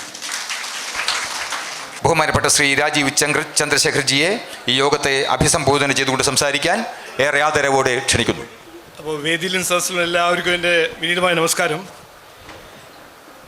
ഈ 141ാമത്തെ ജന്മദിന ആഘോഷത്തിൽ പങ്കെടുക്കാൻ എനിക്ക് വളരെ സന്തോഷമുണ്ട്. പണ്ഡിറ്റ് KP കറുപ്പൻജീൻ്റെ എന്നെ ക്ഷണിച്ചതിന് ദിനകരൻ സാറും ഇവിടുത്തെ ഓർഗനൈസറോടും ഞാൻ നന്ദി പറയുന്നു. ഞാൻ കൂടുതൽ നീണ്ട് സംസാരിക്കാൻ പോകുന്നില്ല, പക്ഷേ 2 കാര്യങ്ങൾ കൃത്യമായി പറയാൻ ആഗ്രഹിക്കുന്നു. ഞാൻ കേരള രാഷ്ട്രീയത്തിൽ വന്നിട്ടൊരു 2 കൊല്ലം, ഒരു 3 മാസമോ എന്തോ ആയിട്ടുണ്ട്. പക്ഷേ അതിനു മുമ്പ് 20 കൊല്ലം ജനസേവയും പബ്ലിക് ലൈഫിൽ പ്രവർത്തിക്കുമ്പോൾ പണ്ഡിറ്റ് കറുപ്പൻജീൻ്റെ ജീവിതവും അദ്ദേഹം ചെയ്ത കാര്യങ്ങൾ ഞാൻ പഠിച്ചൊരു വ്യക്തിയാണ്. സോഷ്യൽ റിഫോമർ മാത്രമല്ല, അദ്ദേഹത്തിൻ്റെ ഒരു കാഴ്ചപ്പാടും ഒരു കാഴ്ചപ്പാടും ഇംഗ്ലീഷൊരു വാക്കുണ്ട്, അതിന് മലയാളം ട്രാൻസ്ലേഷൻ എനിക്ക് ഇതുവരെ കിട്ടാൻ ഞാൻ ഒരു ശ്രമം നടത്തി, കിട്ടിയിട്ടില്ല. മോഡേണൈസർ, സമുദായത്തിൻ്റെ മോഡേണൈസ് ചെയ്യാൻ പ്രവർത്തിച്ചതും ശ്രമിച്ചത് ഒരു മഹാൻ വ്യക്തിയായിരുന്നു അദ്ദേഹം. അപ്പോൾ അത് ഇന്നും അദ്ദേഹത്തിൻ്റെ കാഴ്ചപ്പാട് ഇന്നും ഒരു പ്രാധാന്യമുണ്ട്. നമ്മളിന്ന് രാഷ്ട്രീയം, ഞാനിപ്പോൾ രാഷ്ട്രീയത്തെക്കുറിച്ച് കൂടുതൽ രാഷ്ട്രീയം പറയാൻ താല്പര്യമില്ല, ആഗ്രഹിക്കുന്നില്ല. പക്ഷേ നമ്മൾ ഇന്നത്തെ രാഷ്ട്രീയത്തിലും ആ മൂല്യങ്ങളും ആ ഒരു കാഴ്ചപ്പാടും ഉണ്ടാവണമെന്നാണ് എൻ്റെ ഒരു അഭിപ്രായം. സമുദായത്തിന് വാഗ്ദാനം മാത്രം കൊടുത്ത് വോട്ട് നേടിപ്പോകുന്ന രാഷ്ട്രീയമല്ല നമ്മുടെ ആവശ്യം. വിവാദങ്ങളല്ല. ഇപ്പോൾ വെള്ളപ്പൊക്കം നടന്നു, ജനങ്ങൾ 3 പേരിങ്ങനെ കാണാണ്ട് മുഖ്യമന്ത്രി പറഞ്ഞല്ലോ. അതിൻ്റെ ചർച്ച എന്താണ് നടക്കേണ്ടത്? അതിന് എന്താണ് പരിഹാരം? എല്ലാ കൊല്ലം ഇത് നടക്കണോ? ഇതന്നെ ഒരു ട്രാജഡി എല്ലാ കൊല്ലം നടക്കുന്ന ഒരു സാഹചര്യമാണ് നമ്മുടെ ആവശ്യം. പക്ഷേ ഞാൻ ഈ മാധ്യമ സുഹൃത്തോടും ഞാൻ പറയാൻ ആഗ്രഹിക്കുന്നതാണ്, ഇതെല്ലാം നടക്കുമ്പോൾ നമ്മളെ ചർച്ച പോകുന്നത് വിവാദത്തിലേക്കാണ്. മുഖ്യമന്ത്രി എന്ത് കഴിച്ചു, പ്രതിപക്ഷ നേതാവ് എന്ത് മീനാണ് അദ്ദേഹത്തിൻ്റെ രുചി, ഞാൻ എന്താണ് കഴിക്കുന്നത്, ഇതാണ് നമ്മൾ ചർച്ച ചെയ്യേണ്ടത്. അപ്പോൾ പണ്ഡിറ്റ് കറുപ്പൻജൻ നമ്മൾ ഇന്നും പഠിക്കാനുണ്ട്. ജനങ്ങളുടെ പ്രശ്നങ്ങൾ പരിഹരിക്കാനാണ് രാഷ്ട്രീയക്കാരുടെ ഉത്തരവാദിത്വം. അത് 1 കൊല്ലമല്ല, 2 കൊല്ലമല്ല, 3 കൊല്ലമാണെങ്കിൽ 3 കൊല്ലം അധ്വാനിച്ച് പ്രശ്നങ്ങൾ പരിഹരിക്കണം, ജീവിതത്തിൽ വ്യത്യാസം കൊണ്ടുവരണം. ഞാൻ അതാണ് അദ്ദേഹത്തിൻ്റെ ജീവിതത്തിലും പ്രവർത്തന ശൈലിയിൽ നിന്നും പഠിച്ചിരിക്കുന്നത്. അതൊന്ന് പറയണം എന്ന് എനിക്കൊരു ആഗ്രഹം ഉണ്ടായിരുന്നു. ഇന്ന് ഒരു വേദി യോഗത്തിലൊരു അവസരം കിട്ടി അന്ന് പറഞ്ഞു. 2ാമത്തെ കാര്യം, ദിനകർ സാർ എൻ്റെ ഒരു ബോസാണ്. ഞാൻ ഇന്ന് എല്ലാവരുടെ മുമ്പിൽ ഒരിക്കൽ കൂടി പറയുന്നു, ഞങ്ങളുടെ പാർട്ടി, ഞങ്ങളുടെ സർക്കാർ, നരേന്ദ്രമോദി സർക്കാർ സമുദായത്തിന് വേണ്ടി 100% പൂർണ്ണമായി സഹകരിക്കാൻ തയ്യാറുമാണ്, ചെയ്യുന്നുണ്ട്. അദ്ദേഹം പ്രൈം മിനിസ്റ്ററിനെ കാണണം എന്ന് ആഗ്രഹിച്ചു. പ്രധാനമന്ത്രി ഇവിടെ വന്നു, കൊച്ചിയിൽ വന്നു. ഒരു നിവേദനം, ഒരു കോംപ്രിഹെൻസീവായിട്ടൊരു നിവേദനം കൊടുത്തു. അന്ന് പ്രധാനമന്ത്രി അദ്ദേഹത്തോട് പറഞ്ഞു, ഇത് ഞങ്ങൾ പരിശോധിക്കും, ഇത് പൂർണ്ണമായി ഞങ്ങളൊരു ശ്രമം നടത്തും എന്ന് അദ്ദേഹത്തോട് പറഞ്ഞു. അത് കഴിഞ്ഞ് 2 ദിവസം കഴിഞ്ഞിട്ട് എന്നെ വിളിച്ചു, ഡൽഹിയിൽ വിളിച്ചു. ഇതിൻ്റെ പിന്നിൽ രാജീവ് ഉണ്ടാവണമെന്ന് എനിക്കൊരു ഡയറക്ഷൻ തന്നു. അപ്പോൾ ഞാൻ ഇന്ന് പറയാൻ ആഗ്രഹിക്കുന്നത്, സെൻട്രൽ ഗവൺമെൻറ് വഴി എന്തു ചെയ്യണമെങ്കിലും ഞങ്ങൾ അതിന് പിന്നിലുണ്ടാവും എന്ന് ഞാൻ ഉറപ്പ് തരുന്നു. പിന്നെ മുഖ്യമന്ത്രി പറഞ്ഞല്ലോ ഈ റെസ്ക്യൂ സെർച്ചിനെ കുറിച്ച്.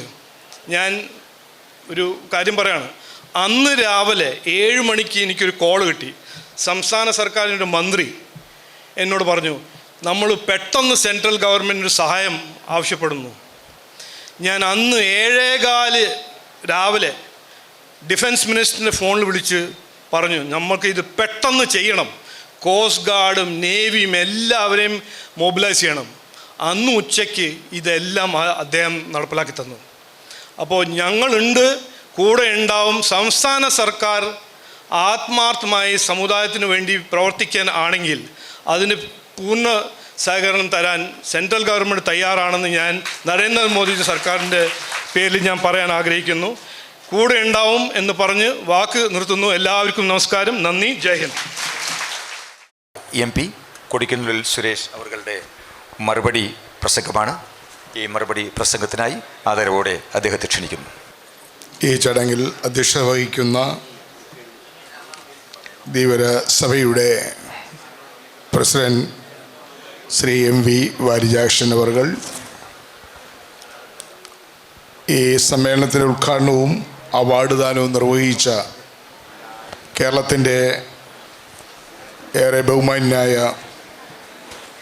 മുഖ്യമന്ത്രി ശ്രീ VD സതീശൻ അവർകൾ, ഈ ചടങ്ങിന് ഹൃദ്യമായ സ്വാഗതം ആശംസിച്ച ഏറെ ബഹുമാന്യനായ ധീവര സഭയുടെ ആജീവനാന്ത general secretary Shri V Dinakaran അവർകളെ, വേദിയിൽ സന്നിഹിതരായിരിക്കുന്ന ധീവര സഭയുടെ ഏറെ ബഹുമാന്യരായ സംസ്ഥാന ഭാരവാഹികളെ, ഈ ചടങ്ങിൽ പങ്കെടുത്ത് മടങ്ങിപ്പോയ Shri Rajeev Chandrasekhar, Shri IB Eden MP, Shri TJ Vinod, പ്രിയപ്പെട്ട ശ്രീ മന്ത്രി ശ്രീ അബ്ദുൽ ഗഫൂർ ഉൾപ്പെടെയുള്ള മന്ത്രിമാരെ, ജനപ്രതിനിധികളെ, പ്രൗഢഗംഭീരമായ ഈ സമ്മേളനത്തിൽ സംബന്ധിക്കുന്ന അഖില കേരള ധീവര സഭ അംഗങ്ങളെ, സമുദായ അംഗങ്ങളെ, സഹോദരങ്ങളെ, ഏവർക്കും എൻ്റെ വിനീതമായ നമസ്കാരം. എന്നെ സംബന്ധിച്ചിടത്തോളം ഇന്നേറെ അഭിമാനകരമായ ഒരു ദിവസമാണ്. ഒരുപാട് അവാർഡുകളും പുരസ്കാരങ്ങളും പലപ്പോഴായി എൻ്റെ രാഷ്ട്രീയ ജീവിതത്തിലും ജനപ്രതിനിധിയിൽ നിന്നുള്ള എൻ്റെ പ്രവർത്തനങ്ങളിലും എനിക്ക് ഏറ്റുവാങ്ങാൻ കഴിഞ്ഞെങ്കിലും അതിനേക്കാൾ എത്രയോ വിലപിടിപ്പുള്ള ഒരു പുരസ്കാരമാണ്, ഒരു അംഗീകാരമാണ് ധീവര സഭ ഇന്ന് എനിക്ക് നൽകുന്നത്. ഈ മഹത്തായ ചടങ്ങിൽ വച്ച് സാമൂഹ്യ പരിഷ്കർത്താവും നവോത്ഥാന നായകനുമായ അടിച്ചമർത്തപ്പെട്ട ജനതയുടെ പിന്നോക്ക ജനവിഭാഗത്തിൻ്റെ സമുദ്ധാരണത്തിനു വേണ്ടി തൻ്റെ ജീവിതം തന്നെ ഒഴിഞ്ഞുവെച്ച, കേരളം ചരിത്ര പുരുഷനായി കാണുന്ന പണ്ഡിറ്റ് കറുപ്പൻ്റെ ജന്മദിനാഘോഷ ചടങ്ങിൽ വെച്ച് എനിക്ക് നൽകുന്ന ഈ പുരസ്കാരം എൻ്റെ ജീവിതത്തിലെ ഏറ്റവും വലിയ ഭാഗ്യമായി ഞാൻ കരുതുകയാണ്. ഇത്തവണ ഈ പുരസ്കാരം എനിക്ക് നൽകുവാൻ വേണ്ടി തീരുമാനിച്ച ധീവര സഭയുടെ പ്രസിഡന്റ്, ജനറൽ സെക്രട്ടറി ഉൾപ്പെടെയുള്ള നിങ്ങളോട് എല്ലാവരോടുമുള്ള എൻ്റെ തീർത്താൽ തീരാത്ത നന്ദിയും കടപ്പാടും ഞാൻ ഈ ദിവസം രേഖപ്പെടുത്തുകയാണ്. ഞാൻ പ്രതികരിക്കുന്ന ലോക്സഭാ മണ്ഡലം മാവേലിക്കര ലോക്സഭാ മണ്ഡലമാണ്. ആലപ്പുഴ ജില്ലയും കൊല്ലം ജില്ലയും കോട്ടയം ജില്ലയും 3 ജില്ലകളിലായി വ്യാപിച്ചു കിടക്കുന്ന കേരളത്തിലെ ഏറ്റവും പ്രയാസപ്പെട്ട ഒരു മണ്ഡലമാണ്. അതിൽ തന്നെ കുട്ടനാട്, ഉൾനാടൻ മത്സ്യത്തൊഴിലാളികളുടെ ഈറ്റില്ലം എന്ന് വിശേഷിക്കപ്പെടുന്ന കുട്ടനാട് ഉൾപ്പെടുന്ന ഒരു പാർലമെൻറ്റ് നിയോജകമണ്ഡലത്തിലെ ജനപ്രതിയാണ് ഞാൻ. അതുകൊണ്ട് തന്നെ ഉൾനാടൻ മത്സ്യത്തൊഴിലാളികളുടെ പ്രശ്നങ്ങൾ അതിൽ നിരന്തരമായി ഇടപെടുകയും അവരുടെ പ്രയാസങ്ങളും ദുഃഖങ്ങളും ദുരിതങ്ങളും ഉണ്ടാകുമ്പോൾ അവരിൽ ഒരാളായി അവർക്ക് വേണ്ടി പ്രവർത്തിച്ചു കൊണ്ടിരിക്കുന്ന ഒരു ജനപ്രതി എന്ന നിലയിൽ ധീവര സഭ എനിക്ക് നൽകുന്ന ഈ വലിയ അംഗീകാരത്തിന് ഞാൻ ഹൃദ്യമായ നന്ദി രേഖപ്പെടുത്തുകയാണ്. ഈ പുരസ്കാരം ഞാൻ ഏറ്റുവാങ്ങുമ്പോൾ എനിക്ക് ധീവര സഭയ്ക്ക് വേണ്ടിയും അതോടൊപ്പം തന്നെ ഉൾനാടൻ മത്സ്യത്തൊഴിലാളികൾക്ക് വേണ്ടിയും കൂടുതൽ പ്രവർത്തിക്കുവാൻ, അവർക്ക് വേണ്ടി അവരുടെ അവകാശ സമര പോരാട്ടങ്ങളിൽ അവർക്കൊപ്പം നിൽക്കാൻ, നിങ്ങൾക്കൊപ്പം നിൽക്കാൻ എന്നെ കൂടുതൽ ഉത്തരവാദിത്വത്തോടുകൂടി ആ ഉത്തരവാദിത്വം എന്നെ ഏൽപ്പിക്കുന്നു എന്നാണ് ഞാൻ അതിനെ കാണുന്നത്. തീർച്ചയായും നിങ്ങളുടെ പോരാട്ടങ്ങളിൽ നിങ്ങളുടെ സഹോദരനായി, നിങ്ങളുടെ ഒരു കുടുംബത്തിലെ അംഗമായി ഞാൻ എപ്പോഴും കൂടെ ഉണ്ടാകും എന്ന് ഈ അവസ്ഥ പറയാൻ ആഗ്രഹിക്കുന്നു. അതോടൊപ്പം തന്നെ മത്സ്യത്തൊഴിലാളികളുടെയും ഉൾനാടൻ മത്സ്യത്തൊഴിലാളികളുടെയും അതുപോലെ പണ്ഡിറ്റ് കറുപ്പനെ വളർത്തി വലുതാക്കിയ സമുദായത്തിൻ്റെയും പ്രശ്നങ്ങൾ പാർലമെൻറ്റിൽ അവതരിപ്പിക്കുവാൻ തീർച്ചയായും ഞാൻ പരമാവധി പരിശ്രമിക്കുമെന്ന് കൂടി ഈ അവസരത്തിൽ ഉറപ്പ് നൽകാൻ ആഗ്രഹിക്കുകയാണ്. തീർച്ചയായും പണ്ഡിറ്റ് കറുപ്പനെ കുറിച്ച് ഇവിടെ ബഹുമാനപ്പെട്ട മുഖ്യമന്ത്രി അനുസ്മരിക്കുകയുണ്ടായി. അദ്ദേഹം സമാനതകളില്ലാത്ത ഒരു സാമൂഹിക പരിഷ്കർത്താവായിരുന്നു. അതോടൊപ്പം തന്നെ അദ്ദേഹം നടത്തിയ കൊച്ചി നിയമസഭയിൽ അംഗമായിരുന്നു കൊണ്ട് അദ്ദേഹം നടത്തിയ പ്രസംഗങ്ങൾ അത് ചരിത്രത്തിൻ്റെ താളുകളിൽ തങ്കലിപികളാൽ എഴുതി ചേർക്കപ്പെട്ടിട്ടുണ്ട്. പക്ഷേ പുതിയ തലമുറ പണ്ഡിറ്റ് കറുപ്പനെ കുറിച്ച് അറിയുന്നുണ്ടോ? പുതിയ തലമുറ പണ്ഡിറ്റ് കറുപ്പൻ്റെ സംഭാവനകൾ എന്താണ് എന്ന് മനസ്സിലാക്കുന്നുണ്ടോ? പുതിയ തലമുറ, ഇന്നത്തെ തലമുറ പണ്ഡിറ്റ് കറുപ്പൻ ഈ രാജ്യത്തെ അധസ്ഥിത പിന്നോക്ക ജനവിഭാഗത്തിനു വേണ്ടി നടത്തിയുള്ള പോരാട്ടങ്ങളെക്കുറിച്ച് അദ്ദേഹം ഇന്നത്തെ തലമുറ അറിയുന്നുണ്ടോ?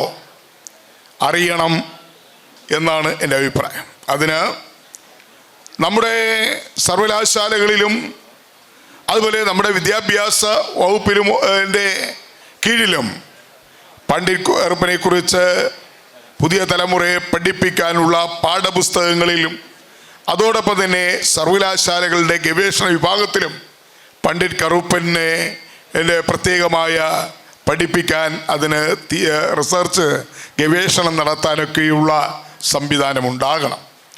അതോടൊപ്പം തന്നെ പണ്ഡിറ്റ് കറുപ്പനെ അദ്ദേഹത്തിൻ്റെ പ്രവർത്തനങ്ങളും പോരാട്ടങ്ങളും അദ്ദേഹം ജീവിച്ചിരുന്ന കാലഘട്ടത്തിലെ സാമൂഹ്യ വ്യവസ്ഥിതിയെക്കുറിച്ചുമൊക്കെ തന്നെ ഇന്ന് പഠിക്കുന്ന നമ്മുടെ കുട്ടികൾക്ക് അറിയുവാനും അതിൽ ഗവേഷണം നടത്തുവാനുമുള്ള ഒരു സംവിധാനം നമ്മുടെ സർവകലാശാലകളിൽ പണ്ഡിറ്റ് കറുപ്പൻ ചെയർ എന്ന പേരിൽ സംസ്ഥാന സർക്കാർ ആരംഭിക്കണം എന്നാണ് എനിക്ക് അവസരത്തിൽ അഭ്യർത്ഥിക്കാനുള്ളത്.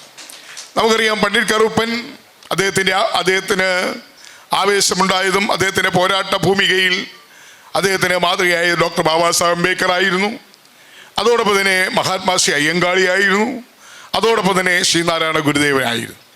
ഈ സാമൂഹ്യ പരിഷ്കർത്താക്കളും നവോത്ഥാന നായകന്മാരുടെയും വഴിത്താരയിലൂടെ സഞ്ചരിച്ച പണ്ഡിറ്റ് കറുപ്പൻ അദ്ദേഹം നമ്മുടെ ഉയർത്തെഴുന്നേൽപ്പിന് വേണ്ടി സാമൂഹ്യമായും സാമ്പത്തികമായും അടിമത്വം അനുഭവിച്ച, ജാതീയമായ വിവേചനങ്ങൾ നേരിട്ട നമുക്ക് വേണ്ടി അദ്ദേഹം അയ്യങ്കാളിയുടെ പാതയിൽ, ശ്രീനാരായണ ഗുരുദേവൻ്റെ പാതയിൽ, അതോടൊപ്പം തന്നെ മഹാത്മജിയുടെയും ഡോക്ടർ അംബേദ്കറുടെയും പാതയിൽ സഞ്ചരിച്ചുകൊണ്ട് നമുക്ക് വഴികാട്ടിയായി നമ്മുടെ ഉയർത്തെഴുന്നേൽപ്പിന് വേണ്ടി, നമ്മുടെ സാമൂഹ്യ നീതിക്ക് വേണ്ടി, അതുപോലെ സാമ്പത്തികമായ സമത്വത്തിനു വേണ്ടി, വിദ്യാഭ്യാസപരമായ ഉയർച്ചയ്ക്ക് വേണ്ടി പ്രവർത്തിച്ച പണ്ഡിറ്റ് കറുപ്പൻ തീർച്ചയായും ഞാൻ നേരത്തെ പറഞ്ഞതുപോലെ സമാനതകളില്ലാത്ത കേരള രാഷ്ട്രീയത്തിൽ ആ കാലഘട്ടത്തിൽ നിറഞ്ഞിരുന്ന വ്യക്തിത്വമാണ്. നമുക്കറിയാം, അന്നത്തെ കാലഘട്ടത്തിൽ പണ്ഡിറ്റ് കറുപ്പൻ പ്രജാസഭയിൽ അംഗമായിരുന്ന അല്ലെങ്കിൽ നിയമസഭ MLC ആയിരുന്ന കാലഘട്ടത്തിൽ അന്ന് ഇന്നത്തെ പോലെയുള്ള സ്വാതന്ത്ര്യങ്ങളോ ഇന്നത്തെ പോലെയുള്ള സൗകര്യങ്ങളോ ഒന്നുമില്ലാതിരുന്ന ഒരു കാലഘട്ടം. നമുക്കറിയാം, നമ്മുടെ പൂർവികന്മാർ, നമുക്ക് മുമ്പേ കടന്നുപോയ തലമുറ ജീവിച്ചിരുന്ന ഒരു കാലഘട്ടത്തെക്കുറിച്ച് നാം പുറകോട്ടൊന്ന് ആലോചിക്കുമ്പോൾ അവർ ജാതീയമായി എത്രമാത്രം വിവേചനം അനുഭവിച്ചു, അവരെന്തെല്ലാം ഉച്ചനീചത്വങ്ങൾക്ക് വിധേയമായി എന്നുള്ളത് നമുക്ക് എല്ലാവർക്കും അറിയാം. ആ സാമൂഹ്യ വിവേചനത്തിനും ഉച്ചനീചത്വങ്ങൾക്കെതിരായി പോരാടി ഇന്ന് നമുക്ക് മനുഷ്യരായി ജീവിക്കുവാൻ, ഇന്ന് സമൂഹത്തിന് മുഖ്യധാരയിലേക്ക് കടന്നു വരാൻ, ഇന്ന് നമുക്ക് വിദ്യാഭ്യാസം ചെയ്യുവാനും അതുപോലെ തൊഴിലിൽ ഏർപ്പെടുവാനും ഒക്കെയുള്ള സാഹചര്യം ഒരുക്കിയത് തീർച്ചയായും പണ്ഡിറ്റ് കറുപ്പനെ പോലെയുള്ള സാമൂഹ്യ പരിഷ്കർത്താക്കളാണ്. അവരെ നമുക്ക് വിസ്മരിക്കാൻ പാടില്ല. ഞാൻ ധീവരസഭയെ അഭിനന്ദിക്കുകയാണ്. ഞാൻ ആദ്യമായിട്ടാണ് ധീവരസഭയുടെ ആസ്ഥാനത്ത് വരുന്നത്. ഇത്രയും മനോഹരമായൊരു ആസ്ഥാനവും അതിൻ്റെ മുൻവശത്ത് മഹാനായ ആ ചരിത്ര പുരുഷൻ്റെ ആ വലിയ പൂർണ്ണകായ പ്രതിമയുമൊക്കെ സ്ഥാപിച്ച് കാണുമ്പോൾ എനിക്ക് അങ്ങേയറ്റം അഭിമാനം തോന്നി. തീർച്ചയായും സമുദായത്തിൻ്റെ ശക്തി, ധീവരസഭയുടെ ഐക്യം, ധീവരസഭയുടെ ശക്തി എന്താണ് എന്ന് വിളിച്ചോതുന്ന ഒരു ഓഫീസ് മന്ദിരവും അതിൻ്റെ മുന്നിൽ കാണുന്ന പൂർണ്ണകായ പ്രതിമയും തീർച്ചയായും ഞാൻ അങ്ങേയറ്റം അഭിമാനം കൊള്ളുകയാണ്. നമുക്കറിയാം, ധീവരസഭയുടെ പോരാട്ടങ്ങൾ തീർച്ചയായും ശ്രീ വി ദിനകരൻ, ഇപ്പോൾ പ്രസിഡൻ്റായിരിക്കുന്ന ശ്രീ വാര്യരാക്ഷൻ, ഇതിന് മുമ്പ് പ്രസിഡൻ്റായിരുന്ന ശ്രീ രാധാകൃഷ്ണൻ ഉൾപ്പെടെയുള്ള അവരുടെയൊക്കെ നേതൃത്വത്തിൽ നടന്ന തിരുവനന്തപുരം തലസ്ഥാന നഗരിയെ ഒക്കെ മണിക്കൂറുകൾ അവിടെ സ്തംഭിപ്പിച്ചുകൊണ്ട് നടത്തിയിട്ടുള്ള സമരങ്ങൾ ഇപ്പോഴും എൻ്റെ മനസ്സിൽ വരികയാണ്. ധീവരസഭയെ അവഗണിക്കപ്പെട്ടവർ, ധീവരസഭയെ ഒരു രാഷ്ട്രീയ ശക്തിയായി കാണാത്ത, അല്ലെങ്കിൽ ധീവരസഭയുടെ ശക്തി എന്താണെന്ന് മനസ്സിലാക്കാതെ ധീവരസഭയുടെ അവകാശങ്ങളെ അംഗീകരിക്കാതെ അവഗണിക്കപ്പെട്ടപ്പോൾ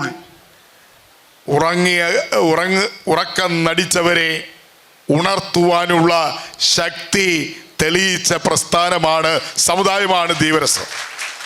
കേരളം ആര് ഭരിക്കണമെന്ന് തീരുമാനിക്കാനുള്ള കഴിവും അതുപോലെ തന്നെ ശക്തിയുമുള്ള ഒരു സമുദായമാണ് ധീവര സമുദായം എന്ന് പറയാൻ ഞാൻ ആഗ്രഹിക്കും. അതുകൊണ്ടാണ് UDF ഇപ്പോൾ അധികാരത്തിൽ വന്നത്. ധീവര സഭയുടെ കൂടി അതിശക്തമായ പിന്തുണയുണ്ടായത് കൊണ്ടാണ് എന്ന് ഞാൻ വിശ്വസിക്കുന്നു. ശ്രീ ദിനകരൻ ചേട്ടൻ ഇവിടെ പ്രസംഗിച്ചപ്പോൾ പറഞ്ഞു 10 വർഷക്കാലത്തെ ധീവരസഭയ്ക്കുണ്ടായ അനുഭവങ്ങളെക്കുറിച്ച് പറയുകയുണ്ടായി. തീർച്ചയായും ധീവരസഭയ്ക്ക് മാത്രമല്ല മറ്റിതര പിന്നോക്ക പട്ടികജാതി വിഭാഗങ്ങൾക്കും ഇതേ അനുഭവം തന്നെ ഉണ്ടായത് എന്നുള്ളത് ഞാൻ ഈ അവസരത്തിൽ സൂചിപ്പിക്കാൻ ആഗ്രഹിക്കുന്നു. വിശദാംശത്തിലേക്ക് ബഹുമാന്യ ജനറൽ സെക്രട്ടറി ഇവിടെ പറഞ്ഞു തന്നതുകൊണ്ട് അത് ആവർത്തിക്കാൻ ആഗ്രഹിക്കുന്നില്ല. കഴിഞ്ഞ 10 വർഷക്കാലം എന്തുകൊണ്ടോ ഒരു ഇടതുപക്ഷ ഗവൺമെൻറ്റിൽ നിന്ന് നമുക്ക് പ്രതീക്ഷിച്ച യാതൊരു സഹായങ്ങളും പട്ടികജാതിക്കാർക്കോ ആദിവാസികൾക്കോ പിന്നോക്ക വിഭാഗങ്ങൾക്കോ ഉണ്ടായിട്ടില്ല എന്നുള്ളത് ഒരു യാഥാർത്ഥ്യമാണ്. ഞാനിവിടെ രാഷ്ട്രീയം പറയുകയല്ല, അദ്ദേഹം പറഞ്ഞ പച്ചയായ യാഥാർത്ഥ്യമാണ്. ഉമ്മൻചാണ്ടി സർക്കാർ അധികാരത്തിൽ നിന്നപ്പോൾ പട്ടികജാതിക്കാർക്കും ധീവരസഭയ്ക്കടക്കം കോളേജ് കൊടുത്തു. ആ കോളേജ് എന്ന് പറയുന്നത് അത് എയ്ഡഡ് കോളേജാണ്, സ്വാശ്രയ കോളേജുമല്ല, എയ്ഡഡ് കോളേജാണ് കൊടുത്തത്. പക്ഷേ അതിനുശേഷം ആ കോളേജുകൾ തുടങ്ങി മുന്നോട്ട് കൊണ്ടുപോകാൻ കഴിയാത്ത സാഹചര്യം ഉണ്ടായിരുന്നു. ലംസം ഗ്രാൻറ്റുകൾ തടഞ്ഞു വെച്ചു. അതുപോലെ ഈ ഗ്രാൻറ്റ് കൊടുത്തില്ല. വിദേശ രാജ്യങ്ങളിൽ പോയി പഠിക്കാനുള്ള ബുദ്ധിമുട്ടുകൾ ഉണ്ടായിരുന്നു. ഒരുപാട് പ്രശ്നങ്ങൾ നേരിടേണ്ടി വന്നു എന്നുള്ളതാണ്. എന്തായാലും ബഹുമാനപ്പെട്ട മുഖ്യമന്ത്രി മുന്നിൽ ധീവരസഭയുടെ ആവശ്യങ്ങൾ ബഹുമാനപ്പെട്ട ജനറൽ സെക്രട്ടറി ഇവിടെ നിരത്തി വയ്ക്കുകയുണ്ടായി. ഒന്നൊന്നായി അദ്ദേഹം മുഖ്യമന്ത്രിയെ ബോധ്യപ്പെടുത്തുകയുണ്ടായി. തീർച്ചയായും അദ്ദേഹം പറഞ്ഞതിലൊരു സൂചനയുണ്ട്. ധീവരസഭ പറയുന്ന കാര്യങ്ങൾ അംഗീകരിക്കണം, ഇല്ലെങ്കിൽ ധീവരസഭ പിണങ്ങിയാൽ അതൊരു ചെറിയ പിണക്കമായിരിക്കില്ല, അത് വലിയ പിണക്കം തന്നെ ആയിരിക്കും എന്ന് അദ്ദേഹം ചൂണ്ടിക്കാണിക്കുകയുണ്ടായി. തീർച്ചയായും ജനറൽ സെക്രട്ടറിയുടെ വാക്കുകൾ പ്രളയം അതോടൊപ്പം തന്നെ ഞാൻ കുട്ടനാട് ഉൾപ്പെടെ ഞാൻ പറഞ്ഞല്ലോ, പ്രളയം ഇന്നിപ്പോൾ ഏറ്റവും കൂടുതൽ ദുരിതം അനുഭവിക്കുന്ന ഒരു മണ്ഡലത്തിൽ നിന്നാണ് ഞാൻ വരുന്നത്. നിരവധിയായ ക്യാമ്പുകൾ, ദുരിതാശ്വാസ ക്യാമ്പുകൾ അവിടെ നടന്നുകൊണ്ടിരിക്കുന്നു. അവിടെയൊക്കെ പോയി കാര്യങ്ങൾ വിലയിരുത്തുകയും വേണ്ട കാര്യം ചെയ്തുകൊണ്ടിരിക്കുന്നതിനിടയിലാണ് ഈ ചടങ്ങിനായിട്ട് ഞാൻ വന്നത്. കാരണം ഇത് അത്രയ്ക്ക് പ്രധാനപ്പെട്ട ചടങ്ങായതുകൊണ്ടാണ്. അപ്പോൾ പ്രളയവുമായി ബന്ധപ്പെട്ട് അദ്ദേഹം ഞങ്ങൾക്ക് ഇത് പ്രമേയം തന്നിട്ടുണ്ട്. പ്രളയം എങ്ങനെ ഒഴിവാക്കാം, പ്രളയ ദുരന്തം എങ്ങനെ ഒഴിവാക്കാം എന്നുള്ളത്. അദ്ദേഹം പറഞ്ഞിരിക്കുന്ന കാര്യങ്ങൾ ഏറ്റവും ഈ കാര്യം നടപ്പാക്കിയാൽ അതിൽ ഏറ്റവും കൂടുതൽ രക്ഷപ്പെടുന്നത് കുട്ടനാട്ടിലെ ജനങ്ങളായിരിക്കും എന്ന കാര്യത്തിൽ യാതൊരു സംശയമില്ല. അതുകൊണ്ട് പ്രളയ ദുരന്തം എങ്ങനെ ഒഴിവാക്കാമെന്ന് ധീവരസഭ മുഖ്യമന്ത്രിക്കും ഞങ്ങൾക്ക് നൽകിയിരിക്കുന്ന ഈ നോട്ട് അല്ലെങ്കിൽ ഈ വിശദാംശങ്ങൾ ഇത് അനുസരിച്ച് നമ്മുടെ പ്രളയ ദുരിതാശ്വാസ പ്രവർത്തനങ്ങൾ ക്രോഡീകരിക്കാനും ഇനിമേൽ പ്രളയം ഉണ്ടാകാതിരിക്കാൻ ഈ കാര്യങ്ങൾ നമ്മുടെ ഇനിയുള്ള അങ്ങോട്ടുള്ള പ്രവർത്തനങ്ങൾ ഉൾപ്പെടുത്താമെന്ന് ഞാൻ ബഹുമാനപ്പെട്ട ജനറൽ സെക്രട്ടറിക്ക് ഈ അവസരത്തിൽ ഉറപ്പ് നൽകാൻ ആഗ്രഹിക്കുകയാണ്. അതുകൊണ്ട് ഞാൻ മറ്റു ദീർഘമായ കാര്യങ്ങളിലേക്ക് ഒന്നും കടന്നു പോകുന്നില്ല. ഒരുപാട് കാര്യങ്ങൾ നിങ്ങൾ സംസാരിക്കാനുണ്ട്, സമയം അതിക്രമിച്ച് ഞാനിലേക്ക് കിടക്കുന്നില്ല. എന്തായാലും ബഹുമാനപ്പെട്ട ജനറൽ സെക്രട്ടറി മുഖ്യമന്ത്രിയുടെ മുന്നിൽ ഒരുപാട് ആവശ്യങ്ങൾ നിരത്തി വെച്ചു. മുഖ്യമന്ത്രി അതിനൊക്കെ തന്നെ മറുപടി നൽകി. തീർച്ചയായും ധീവരസഭ സംസ്ഥാന ഗവൺമെൻറ് മുന്നിൽ വെച്ചിരിക്കുന്ന ആവശ്യങ്ങൾ അംഗീകരിച്ച് കിട്ടുന്നതിന് വേണ്ടി ഞങ്ങളും മുഖ്യമന്ത്രിയിലും ഈ ഗവൺമെൻറ്റിലും ശക്തമായ സമ്മർദ്ദം ചെലുത്താം. അത് നടപ്പാക്കി കിട്ടുന്നതിന് ആവശ്യമായ നടപടികൾ ഞങ്ങളുടെ ഭാഗത്തുനിന്നും ഉണ്ടാകും എന്ന് ഈ അവസരത്തിൽ നിങ്ങൾക്ക് ഉറപ്പ് നൽകാൻ ഞാൻ ഈ ദിവസം വിനിയോഗിക്കുകയാണ്. അവസാനമായി തീർച്ചയായും ഒരിക്കൽ കൂടി എൻ്റെ നന്ദി അറിയിക്കട്ടെ. വാക്കുകൾക്ക് അതീതമായ നന്ദിയും കടപ്പാടും ഒരിക്കൽ കൂടി അറിയിക്കുന്നു. ശ്രീ ദിനകരൻ അവർ എന്നോട് സ്വന്തം അനുജൻ്റെ സ്നേഹവും വാത്സല്യവുമാണ് എന്നോട് എപ്പോഴും കാണിച്ചിട്ടുള്ളത്. ഞാൻ മത്സരിക്കുന്ന എല്ലാ തെരഞ്ഞെടുപ്പുകളിലും എനിക്ക് ആവശ്യമായ പിന്തുണ നൽകിയിട്ടുണ്ട്. അതുകൊണ്ട് തന്നെ അദ്ദേഹത്തോടും സഭയും ധീവരസഭയോടുള്ള നന്ദി കടപ്പാട് ഞാൻ അറിയിക്കുകയാണ്. എന്നെപ്പോലെയുള്ള സാധാരണ കുടുംബത്തിൽ നിന്ന് ജനിച്ചു വളർന്ന പട്ടിണിയുടെയും പരിവട്ടത്തിൻ്റെയും കഷ്ടപ്പാടുകളുടെയും നടുവിലൂടെ കടന്നു വന്ന എനിക്ക് ഇന്ത്യൻ ജനാധിപത്യത്തിന് ഏറ്റവും വലിയ ശ്രീകോവിലായ ഇന്ത്യൻ പാർലമെൻറ്റിലേക്ക് 8 പ്രാവശ്യം ജയിക്കുവാൻ എന്നെ പ്രാപ്തനാക്കിയ തീർച്ചയായും എൻ്റെ സമൂഹത്തോടും അതുപോലെ തന്നെ അടൂർ മാവേലിക്കര നിയോജകമണ്ഡലത്തിലെ ജനങ്ങളോടും ഞാൻ ഹൃദ്യമായ നന്ദി അറിയിക്കുകയാണ്. പാർട്ടി ഏൽപ്പിച്ച ഉത്തരവാദിത്വം, നിങ്ങൾക്കറിയാം, പാർലമെൻറ്റിലേക്ക് ഒരു പ്രാവശ്യം ജയിക്കും, 2 പ്രാവശ്യം ജയിക്കും, 3ാമത്തെ പ്രാവശ്യം കട്ടിയാണ്, പിന്നെ ഒന്ന് തോറ്റാൽ പിന്നെ ഒരിക്കലും ഞാൻ 2 പ്രാവശ്യം ഈ പ്രായത്തിനിടയിൽ 10 പ്രാവശ്യം ഞാൻ മത്സരിച്ചു, 8 പ്രാവശ്യം ജയിച്ചു ലോക്സഭയിലേക്ക്. ഞാൻ ലോക്സഭയിലേക്ക് മാത്രമേ മത്സരിച്ചിട്ടുള്ളൂ, അസംബ്ലിയിലേക്ക് മത്സരിച്ചില്ല. ഇത്തവണ ഒന്ന് അസംബ്ലിയിലോട്ട് ഒന്ന് പോയാൽ കൊള്ളാമെന്ന് ആഗ്രഹമുണ്ടായിരുന്നു. പക്ഷേ പാർലമെൻറ്റ് അംഗങ്ങൾ ആരും നിയമസഭയിലേക്ക് മത്സരിക്കേണ്ട എന്ന തീരുമാനം വന്നപ്പോൾ പാർലമെൻറ്റിൽ തന്നെ തുടരുണ്ടായി. അപ്പോൾ 10 പ്രാവശ്യം 1989 ഞാൻ ആദ്യമായി ലോക്സഭയിലെത്തിയത്. അന്ന് എനിക്ക് വയസ്സ് 27 ആയിരുന്നു. ഇന്നത്തെ വയസ്സ് ഞാൻ കണക്ക് പറയുന്നില്ല. അപ്പോൾ തുടർച്ചയായി 10 പ്രാവശ്യം മത്സരിച്ചു. അതിൽ 2 പ്രാവശ്യം പരാജയപ്പെട്ടു. 1 പ്രാവശ്യം പരാജയപ്പെട്ടത് അന്നത്തെ രാഷ്ട്രീയ സാഹചര്യം UDF അനുകൂലമല്ലായിരുന്നു. അതുകൊണ്ട് ഞാൻ ഉൾപ്പെടെ എല്ലാവരും തോറ്റ ഒരു തെരഞ്ഞെടുപ്പായിരുന്നു. അതിനുശേഷം ഒരു തെരഞ്ഞെടുപ്പിൽ തോറ്റത് കൊട്ടാരക്കരയിലെ ബഹുമാന്യനായ വലിയ നേതാവ് CR ബാലകൃഷ്ണപിള്ളയുടെ അപ്രീതി സമ്പാദിച്ചതിൻ്റെ പേരിൽ അദ്ദേഹം ഞാൻ ജയിക്കേണ്ടെന്ന് ആഗ്രഹിച്ചു. അങ്ങനെ തോക്കേണ്ടി വന്നു എന്നുള്ളതാണ്. അല്ലാതെ എൻ്റെ ജനപ്രീതി കുറഞ്ഞുകൊണ്ടോ എൻ്റെ പ്രവർത്തനങ്ങളിൽ ഏതെങ്കിലും തരത്തിലുള്ള കുഴപ്പം കൊണ്ടോ അല്ല. പക്ഷേ അന്നത്തെ സാഹചര്യത്തിൽ തോക്കേണ്ടത്. അങ്ങനെ 2 പ്രാവശ്യം തോൽക്കുകയും 8 പ്രാവശ്യം ജയിക്കുകയും ചെയ്തു. ഇന്ന് ലോക്സഭയിൽ ചെല്ലുമ്പോൾ എന്നോട് ഉത്തരേന്ത്യയിൽ നിന്ന് വരുന്ന MP-മാരൊക്കെ ചോദിക്കാറുണ്ട്, സാർ എങ്ങനെയാണ് നിങ്ങൾ 8 പ്രാവശ്യം ജയിച്ചത്?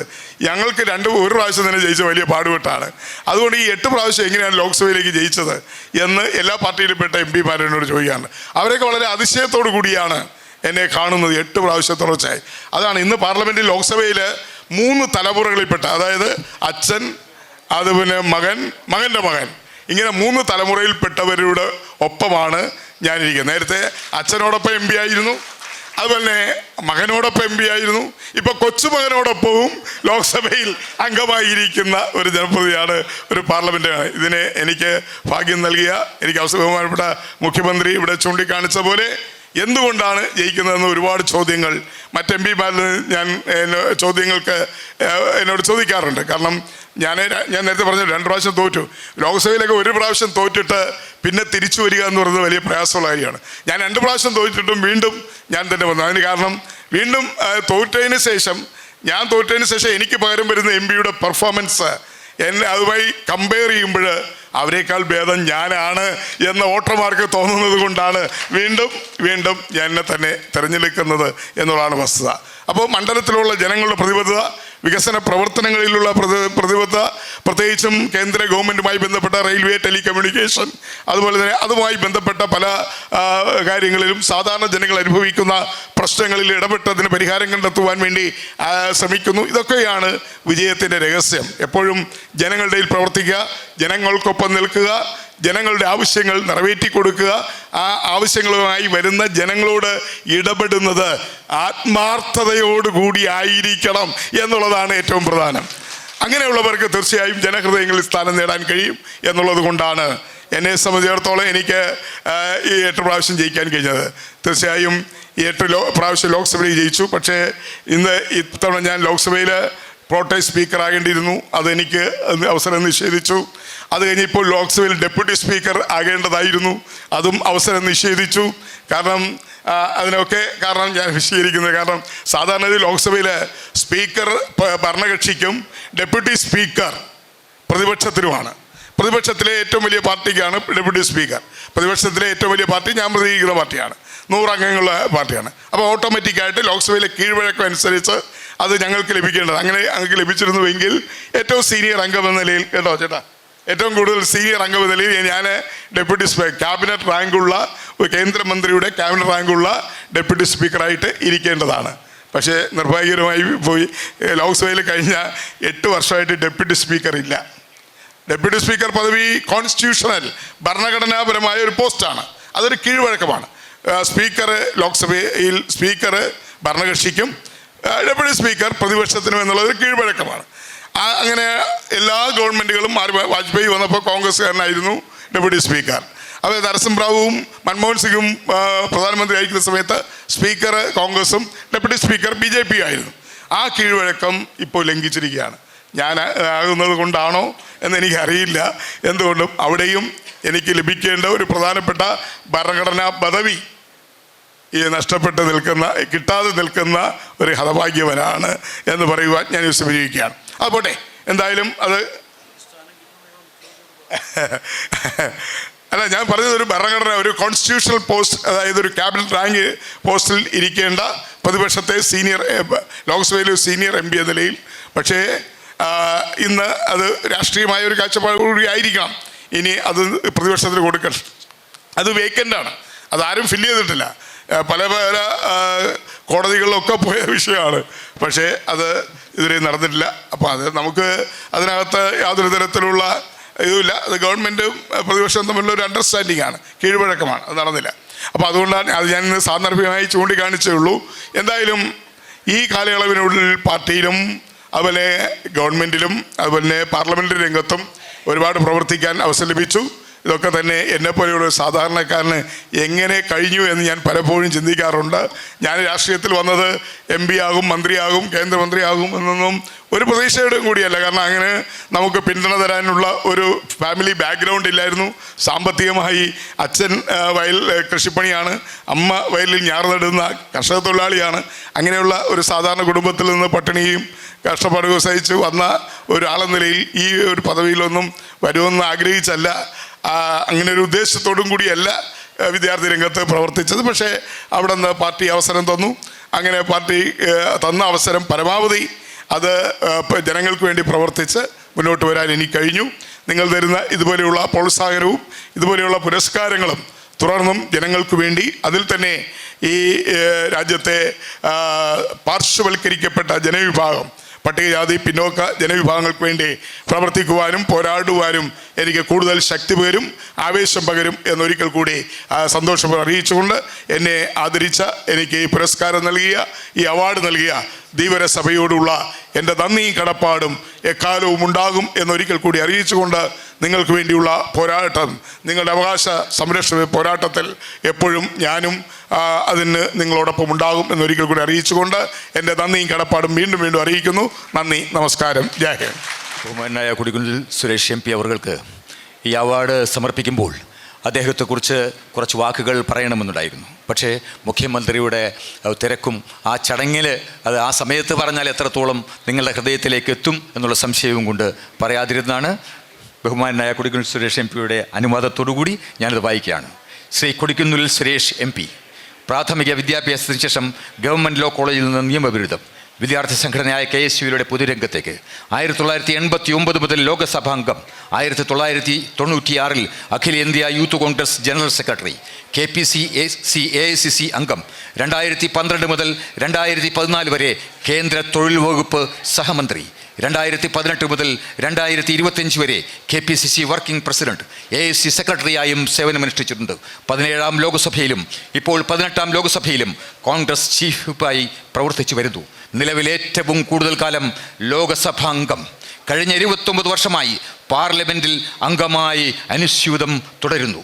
പ്രിയങ്കരനായ ശ്രീ കൊടിക്കുന്നിൽ സുരേഷ്, അങ്ങയുടെ നാളിതുവരെയുള്ള പ്രവർത്തനങ്ങളെ ധീവരസഭ ഏറെ ആദരവോടെ വിലയിരുത്തുന്നു. പണ്ഡിറ്റ് കറുപ്പൻ മാസ്റ്റർ കൊച്ചി നിയമസഭയിൽ MLC ആയിരുന്നതിൻ്റെ 100ാം വാർഷികത്തിൻ്റെ സ്മരണയ്ക്കായി ധീവരസഭ ഏർപ്പെടുത്തിയ പണ്ഡിറ്റ് കറുപ്പൻ മാസ്റ്റർ അവാർഡ് ഇവിടെ വന്ന് വാങ്ങിയതിലും അങ്ങ് ഞങ്ങൾക്ക് വേണ്ടി സംസാരിച്ചതിലും ഇവിടെ കൂടിയിരിക്കുന്ന എല്ലാവർക്കും വേണ്ടി, ധീവരസഭയുടെ സംസ്ഥാന കമ്മിറ്റിക്ക് വേണ്ടി ഞങ്ങളുടെ സന്തോഷവും ആദരവും ചാരിതാർത്ഥ്യവും ഞങ്ങൾ രേഖപ്പെടുത്തുന്നു. ഇനിയും അടിച്ചമർത്തപ്പെട്ടവരുടെ മോചനത്തിന് വേണ്ടിയുള്ള ഞങ്ങളുടെ പ്രവർത്തനം അനുസ്യൂതം തുടരട്ടെ എന്ന് ആശംസിക്കുന്നു. നമ്മുടെ പ്രിയങ്കരനായ ജലസേചന വകുപ്പ് മന്ത്രി എത്തിച്ചേരും എന്ന് തന്നെയാണ് നമ്മുടെ വിശ്വാസം. അതുകൊണ്ട് നമ്മുടെ പ്രസംഗങ്ങൾ പ്രസംഗിക്കാനായി നമ്മുടെ മുൻ പ്രസിഡന്റ് ശ്രീ A. ദാമോദരൻ അവരുടെ ഇവിടെ ആശംസകൾ നേർന്നുകൊണ്ട് സംസാരിക്കാനായി ക്ഷണിക്കുകയാണ്. നമ്മുടെ ഈ സമ്മേളനത്തിലെ അധ്യക്ഷത വഹിക്കുന്ന ധീവരസഭയുടെ സംസ്ഥാന അധ്യക്ഷൻ ശ്രീ MV വാരിജാക്ഷൻ, ഈ സംഘടനയെ 51 വർഷം പിന്നിട്ട ഈ പ്രസ്ഥാനത്തെ ദൃഢനിശ്ചയത്തോടുകൂടി കണ്ണിലെ കൃഷ്ണമണി പോലെ സൂക്ഷിച്ച, ഇന്നും അതിൻ്റെ പ്രവർത്തന രംഗത്ത് നിൽക്കുന്ന നമ്മുടെ ബഹുമാനപ്പെട്ട general secretary Shri V. Dinakaran XMLA, ഈ സമ്മേളനം ഔപചാരികമായി ഉദ്ഘാടനം ചെയ്ത കേരളത്തിലെ മുഖ്യമന്ത്രി ശ്രീ വി ഡി സതീശൻ അവர்கள், ഈ യോഗത്തിൽ പങ്കെടുക്കുന്ന ശ്രീ മോൻ ജോസഫ്, ബഹുമാനപ്പെട്ട ജലസേചന വകുപ്പ് മന്ത്രി, ഇവിടെ സംസാരിച്ച ഫിഷറീസ് വകുപ്പിൻ്റെ മന്ത്രി അഡ്വക്കേറ്റ് അബ്ദുൽ ഗഫൂർ, മുഖ്യ അതിഥി എന്നുള്ള നിലയിൽ മുൻ കേന്ദ്രമന്ത്രിയും ഇപ്പോഴത്തെ MLA-യുമായ ശ്രീ രാജീവ് ചന്ദ്രശേഖർ, നമ്മുടെ എറണാകുളം MP ശ്രീ ഹൈബി ഈഡൻ, ദീർഘകാലം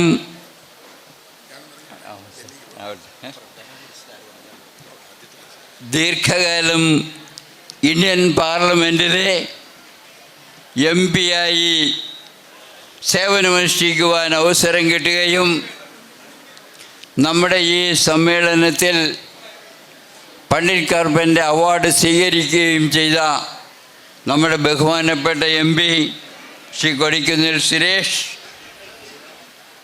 ആശംസകൾ അർപ്പിക്കുന്നതിന് മുമ്പ് വിട്ടുപോയി എങ്കിൽ പോലും Shri VK Minimol, Kochi corporation mayor, TJ Vinod MLA, നമ്മുടെ യോഗത്തിൽ കൃതജ്ഞത പറയുന്ന ശ്രീ PV ജനാർദ്ദനൻ, ഈ വേദിയിലുള്ള സംസ്ഥാന ധീവരസഭയുടെ സംസ്ഥാന നേതാക്കന്മാർ, ഈ യോഗത്തിൽ പങ്കെടുത്തിരിക്കുന്ന വിവിധ ജില്ലകളിൽ നിന്ന് എത്തിച്ചേർന്ന നമ്മുടെ സഹോദരന്മാരെ, സ്നേഹനിധികളായ പ്രത്യേകിച്ചും മഹിളാ പ്രവർത്തകരെ, ഭക്ഷണം കഴിക്കുന്നതിനുള്ള സമയത്തിൻ്റെ ഇടയിൽ നമ്മുടെ മന്ത്രി ഒന്ന് എത്തിച്ചേരുന്നതിന് വേണ്ടിയുള്ള ഇടക്കാല സമയത്തെ ഉള്ളൊരു കാര്യമാണ്. അതുകൊണ്ട് ഞാൻ കൂടുതൽ ദീർഘമായിട്ടൊന്നും പറയുവാൻ ആഗ്രഹിക്കുന്നില്ല. പണ്ഡിറ്റ് കാർപ്പൻ മാസ്റ്ററുടെ 142ാമത് ജന്മദിനവും അദ്ദേഹം MLC-ആയ 100 വർഷം തികയുന്ന ഈ സുദിനത്തിൽ പങ്കെടുത്തിട്ടുള്ള നിങ്ങളെ ഓരോരുത്തരെയും ആത്മാഭിമാനത്തോടുകൂടെ മാത്രമേ ഈ സുദിനം നമുക്ക് ആഘോഷിക്കാൻ കഴിയൂ.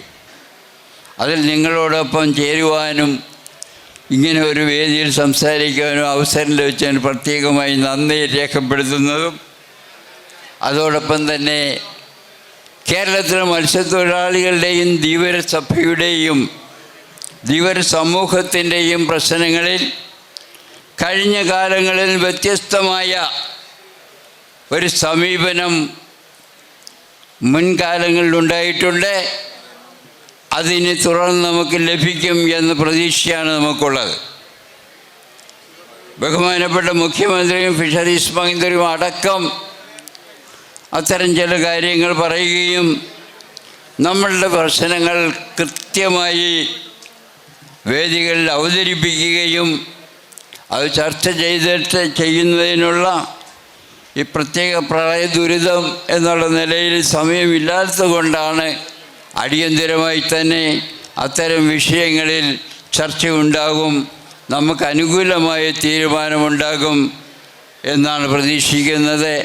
ഏതായാലും ഈ സമ്മേളനം വളരെ ഭംഗിയാക്കി നടത്തുന്നതിന് നമുക്ക് സാധിച്ചിട്ടുണ്ട്.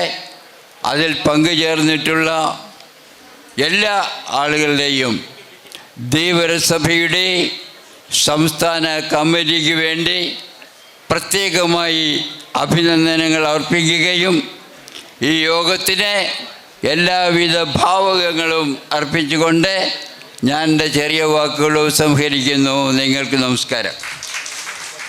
അടുത്തതായി ആശംസകൾ നേർന്നുകൊണ്ട് സംസാരിക്കാൻ ധീവരസഭയുടെ വൈസ് പ്രസിഡന്റ് M. വത്സലിനെ ആദരവോടെ ക്ഷണിക്കുന്നു. പണ്ഡിറ്റ് KP കറുപ്പൻ്റെ MLC ആയതിൻ്റെ 100ാം വാർഷികവും ആഘോഷവും 142ാമത് ജന്മദിനാഘോഷവും ഇതെല്ലാം കൂടി ചേർത്ത് ഇന്ന് നമ്മുടെ മുഖ്യമന്ത്രിയെ സ്വീകരിക്കുവാനും മുഖ്യമന്ത്രിയെ ഈ പങ്കെടുപ്പിക്കുവാൻ ധീവരസഭ നടത്തിയിട്ടുള്ള സമ്മേളനം, എന്തുകൊണ്ടും ഈ സമ്മേളനത്തിൻ്റെ പ്രാധാന്യം കാലഘട്ടത്തിൻ്റെ അനിവാര്യതയായി സമ്മേളനത്തിൽ അല്ലെങ്കിൽ സമുദായം സംഘടിപ്പിക്കേണ്ടതിൻ്റെ, സമുദായം ഒറ്റക്കെട്ടായി നിൽക്കേണ്ടതിൻ്റെ കാര്യങ്ങളെക്കുറിച്ചുമൊക്കെ നാം വിശകലനം ചെയ്യേണ്ട ഒരു സാഹചര്യത്തിലാണ് നമ്മുടെ ഈ സമ്മേളനം ഇന്ന് നടന്നത്. നമുക്കറിയാം, ധീവരസഭയെ സംബന്ധിച്ചിടത്തോളം ഈ കാലഘട്ടത്തിൽ ഈ സംഘടന നേടിയിട്ടുള്ള നേട്ടങ്ങൾ, സമുദായങ്ങൾക്ക് വേണ്ടി നേടിയിട്ടുള്ള നേട്ടങ്ങളെക്കുറിച്ചൊക്കെ നാം ഓരോരുത്തരും പല കാലഘട്ടങ്ങളിലും വിസ്മരിക്കപ്പെടുന്നുണ്ട് എന്നുള്ളതാണ് സംഘടനയുടെ പ്രവർത്തകർ എന്ന നിലയിൽ നാം അനുവർത്തിച്ചു വരുന്ന നയങ്ങൾ. ധീവരസഭ കഴിഞ്ഞ 10 വർഷക്കാലത്തെ പ്രവർത്തനങ്ങൾ നമ്മുടെ ജനറൽ സെക്രട്ടറി സ്വാഗത പ്രസംഗത്തിൽ പറയുകയുണ്ട്. സഭ നേടിയിട്ടുള്ള നേട്ടങ്ങൾ നമുക്കറിയാം. ഈ സഭ എങ്ങനെയാണ് ഈ 50-51 വർഷക്കാലമായി പ്രവർത്തിക്കുന്നതെന്ന് വിശകലനം ചെയ്യുവാൻ സാധ്യതയുണ്ട്. നമ്മൾ ഓരോരുത്തരും ആലോചിക്കേണ്ടത് എങ്ങനെയാണ് ഈ സംഘടനയുടെ പ്രവർത്തനങ്ങൾ നാം നോക്കിക്കാണേണ്ടത്. ഈ സംഘടന 1975 മാർച്ച് മാസം 2-ാം തീയതി എങ്ങനെയാണ് ഈ സംഘടന രൂപീകരിച്ചത്? എന്തുകൊണ്ടാണ് ഈ സംഘടന രൂപീകരിക്കുവാൻ നാം താമസിച്ചു പോയത്? ഈ രാജ്യത്തെ എല്ലാ വിഭാഗം ജനങ്ങളും സംഘടിച്ച് സംഘടനാ രൂപം പ്രകടിച്ച് അധികാരി വർഗത്തിൽ നിന്നും അനവധി നേട്ടങ്ങൾ നേടിയെടുത്തപ്പോൾ ഈ സംഘടന എന്തുകൊണ്ടാണ് സംഘടിക്കുവാൻ കഴിയാതെ പോയത്? നാം ഓരോരുത്തരും ചിന്തിക്കേണ്ടതാണ്. നമ്മളാണ് ഒരുപക്ഷെ ഈ ലോകത്ത് ഏറ്റവും അവസാനം ജനിച്ചൊരു സംഘടന എന്ന് പറയാൻ കഴിയും. നമുക്ക് 75-ൽ മാത്രമാണ് ഒരു സംഘടന രൂപീകരിക്കാൻ കഴിഞ്ഞത്. കായലോര കടലോര മേഖലകളിൽ നാം തിങ്ങിപ്പാർത്ത ഒരു ജനസമൂഹം, മത്സ്യബന്ധനം കുലത്തൊഴിലായി സ്വീകരിച്ചിട്ടുള്ള ഒരു ജനസമൂഹം എന്ന നിലയിൽ നമ്മൾ സംഘടിക്കുവാൻ താമസിച്ചു എന്നുള്ളത് കൊണ്ടാണ് അധികാരി വർഗങ്ങൾ എല്ലാ വിഭാഗം ജനങ്ങളെയും പലതരത്തിൽ സംരക്ഷിക്കപ്പെടുന്നതിന് ഭരണഘടനാപരമായ സാധ്യതകൾ നേടിയപ്പോൾ നമുക്ക് മാത്രം നേടിയെടുക്കുവാൻ സാധിച്ചില്ല. എന്തുകൊണ്ടാണ്? നമ്മളെ സംബന്ധിച്ചോളം നമ്മുടെ വിഷയങ്ങൾ ആ കാലഘട്ടത്തിൽ അധികാരി വർഗത്തിൻ്റെ മുമ്പിൽ അവതരിപ്പിക്കുവാനും നേടിയെടുക്കുവാനും ഒരു ജനസമൂഹം എന്ന നിലയിൽ നമുക്ക് കഴിഞ്ഞില്ല എന്നുള്ളത് കൊണ്ടാണ്. എന്നാൽ നമുക്ക് വളരെ ഉൾപ്രതിഷ്ഠികളായിട്ടുള്ള ഒട്ടനവധി സമാരാധ്യരായിട്ടുള്ള നേതാക്കന്മാർ നമ്മുടെ സമൂഹത്തിൽ ഉണ്ടായിരുന്നു. പക്ഷേ അവരാർക്കും ഇങ്ങനെ ഒരു സംഘടനാ രൂപം രൂപീകരിച്ചുകൊണ്ട് നമ്മുടെ അവകാശബോധത്തോടുകൂടി പ്രവർത്തിക്കുവാൻ കഴിയുന്ന ഒരു സമര സംഘടനയാക്കി മാറ്റിയെടുക്കുവാൻ നമുക്ക് സാധിച്ചില്ല. ഈ മേഖലയിൽ ശക്തമായി നമ്മൾ മുന്നോട്ട് പോകണം, ശക്തമായി നമ്മൾ നിൽക്കണം. ആളുകളെ നാം തെറ്റുണ്ടാവാം, പ്രവർത്തിക്കുന്നവർക്കെല്ലാം ശരിയുണ്ടാവണമെന്നില്ല. തെറ്റും ശരിയും കലർന്നതാണ് നമ്മുടെ ജീവിതം. ആ തെറ്റിനെ തെറ്റായി ചൂണ്ടിക്കാണിക്കുമ്പോഴും നമ്മുടെ സംഘടനയ്ക്ക് കോട്ടം തട്ടാത്ത തരത്തിൽ സംഘടനയെ മുന്നോട്ട് നയിക്കുന്ന തരത്തിലേക്ക് പ്രവർത്തന രീതി മുന്നോട്ട് കൊണ്ടുപോകാൻ കഴിയുന്ന തരത്തിലേക്ക് അണികൾ ശക്തിപ്പെട്ട് മുന്നോട്ട് വരുമ്പോൾ മാത്രമാണ് നമ്മുടെ സംഘടനയ്ക്ക് കെട്ടുറപ്പും ശക്തിയും മറ്റുള്ളവർ അംഗീകരിക്കുകയുള്ളൂ. ആ രീതിയിൽ നമ്മുടെ പ്രവർത്തനങ്ങളെ ചിട്ടപ്പെടുത്തി കൊണ്ടുപോകാൻ നിങ്ങൾക്ക് കഴിയണം എന്ന് മാത്രമേ പ്രതിച്ചുകൊണ്ട് എൻ്റെ വാക്കുകൾ നിർത്തുന്നു. നന്ദി, നമസ്കാരം. ജയ് ധീവരസ്. അപ്പോൾ നമുക്ക് ജനറൽ സെക്രട്ടറിക്ക് എന്തോ കൂടി സംസാരിക്കാനുണ്ടെന്ന് പറയുന്നുണ്ട്. അദ്ദേഹത്തിന് ശേഷം നന്ദി പ്രകടനത്തോടെ ഈ യോഗം സമാപനം കുറിക്കുകയാണ്. ബഹുമാനപ്പെട്ട പ്രസിഡന്റ്, സ്നേഹമുള്ള സഹപ്രവർത്തകരെ, നമ്മളിന്ന് പ്രതീക്ഷിച്ച തരത്തിൽ നമ്മുടെ സമ്മേളനം വിജയിപ്പിക്കാൻ സാധിച്ചു. കാസർഗോഡ് മുതൽ തിരുവനന്തപുരം വരെയുള്ള നമ്മുടെ എല്ലാ പ്രദേശങ്ങളിൽ നിന്നും നമ്മുടെ സമ്മേളനത്തിൽ പങ്കെടുക്കാനായിട്ട് വനിതകളടക്കം പങ്കെടുത്തു. കാലാവസ്ഥ പ്രതികൂലമായിരുന്നുവെങ്കിൽ തന്നെയും അത് എന്നോട് അനുഭവമാണ്. 1975 മാർച്ച് 25-ാം തീയതി 1975 മെയ് 25-ാം തീയതി ആദ്യത്തെ സമ്മേളനം നടന്നപ്പോൾ 24-ാം തീയതി നമ്മൾ സ്ഥാപിച്ച ബോർഡുകളും എല്ലാം തകർന്ന് തരിപ്പണമായി. ഈ 25-ാം തീയതി ആയപ്പോൾ പ്രകടനത്തോടുകൂടി ഭംഗിയായി നമ്മുടെ സമ്മേളനം നടന്ന ഒരു അനിഷ്ട സംഭവം ഉണ്ടായില്ല. 2017 ഓക്കി ദുരന്തത്തിൻ്റെ തൊട്ട് പിന്നാലെയാണ് നമ്മൾ 2017 ഡിസംബർ മാസം 12-ാം തീയതി നമ്മുടെ സമ്മേളനം നടന്നത്. ആ സമ്മേളനത്തിൽ പലരും മാറ്റിവെക്കണമെന്ന് പറഞ്ഞു. പക്ഷേ ആലപ്പുഴ കടപ്പുറത്ത് നമ്മൾ ചെന്നപ്പോൾ അവിടെ കൂടിയിരുന്ന ജനങ്ങൾ എത്ര സന്തോഷത്തോടുകൂടിയാണ് ആ സമ്മേളനത്തിൽ പങ്കെടുത്തത്. ഈ സമ്മേളനവും പ്രകൃതിക്ഷോഭമാണ്, മഴയാണ്, വരാൻ ബുദ്ധിമുട്ടുണ്ടാകുമെന്നുള്ള രീതിയിൽ പല ഭാഗത്തുനിന്നും അഭിപ്രായം ഉണ്ടായെങ്കിൽ തന്നെയും നമുക്കൊരു ചാഞ്ചല്യം ഉണ്ടായി. പക്ഷേ നമ്മൾ ഉറച്ച് തീരുമാനമെടുത്ത് മുഖ്യമന്ത്രി വരും എന്ന് തീർത്ത് പറഞ്ഞ സാഹചര്യത്തിൽ മന്ത്രിമാരെല്ലാവരും വരും, മറ്റ് ക്ഷണിച്ചവരൊക്കെ വരും എന്നുള്ള ഒരു വിശ്വാസത്തിൽ നമ്മളാണ് ഈ പരിപാടി നടത്തിയത്. പരിപാടി നല്ല വിജയമായി. അതിനായി ഇന്ത്യൻ പ്രധാനമന്ത്രിയെ കൊണ്ടുവന്ന് നമ്മൾ സമ്മേളനം നടത്തിയപ്പോൾ നമ്മുടെ ചില കക്ഷികൾ പറഞ്ഞു, തീവ്രസഭ BJP-യിലേക്ക് പോയെന്ന് ചോദിച്ചു. ഇപ്പോൾ മുഖ്യമന്ത്രിയെയും മന്ത്രിമാരെയും കൊണ്ടുവന്ന് നമ്മൾ നടത്തിയപ്പോൾ പറയുന്നത് തീവ്രസഭ UDF ആണോ എന്ന് ചോദിച്ചു. അതാണ് ഞാൻ പറഞ്ഞത്, 2 ഭാര്യമാരുള്ള ഒരു ഭർത്താവിൻ്റെ അവസ്ഥയാണ് നമുക്കുള്ളത്. 2 ഭാര്യമാരാകുമ്പോൾ 2 പേരെയും തൃപ്തിപ്പെടുത്തണമല്ലോ. പക്ഷേ പഴയ ആളിനെ മറക്കാൻ പറ്റുമോ? പുതിയ ആളിന് അത്ര പരിഗണന കൊടുക്കാൻ പറ്റത്തില്ലല്ലോ എന്ന് പറഞ്ഞ പോലെയാണ് നമ്മുടെ അവസ്ഥ. തീവ്രസഭയാകുന്ന ഭർത്താവിനുള്ള 2 ഭാര്യമാരാണ്, ഒന്ന് കേന്ദ്ര സർക്കാരും ഒന്ന് സംസ്ഥാന സർക്കാരും. 2 പേരെയും നമുക്ക് അകറ്റി നിർത്താൻ പറ്റത്തില്ല. 2 പേരിൽ നിന്ന് നമുക്ക് കിട്ടാനുള്ള ആനുകൂല്യങ്ങൾ വാങ്ങിച്ചെടുക്കണം.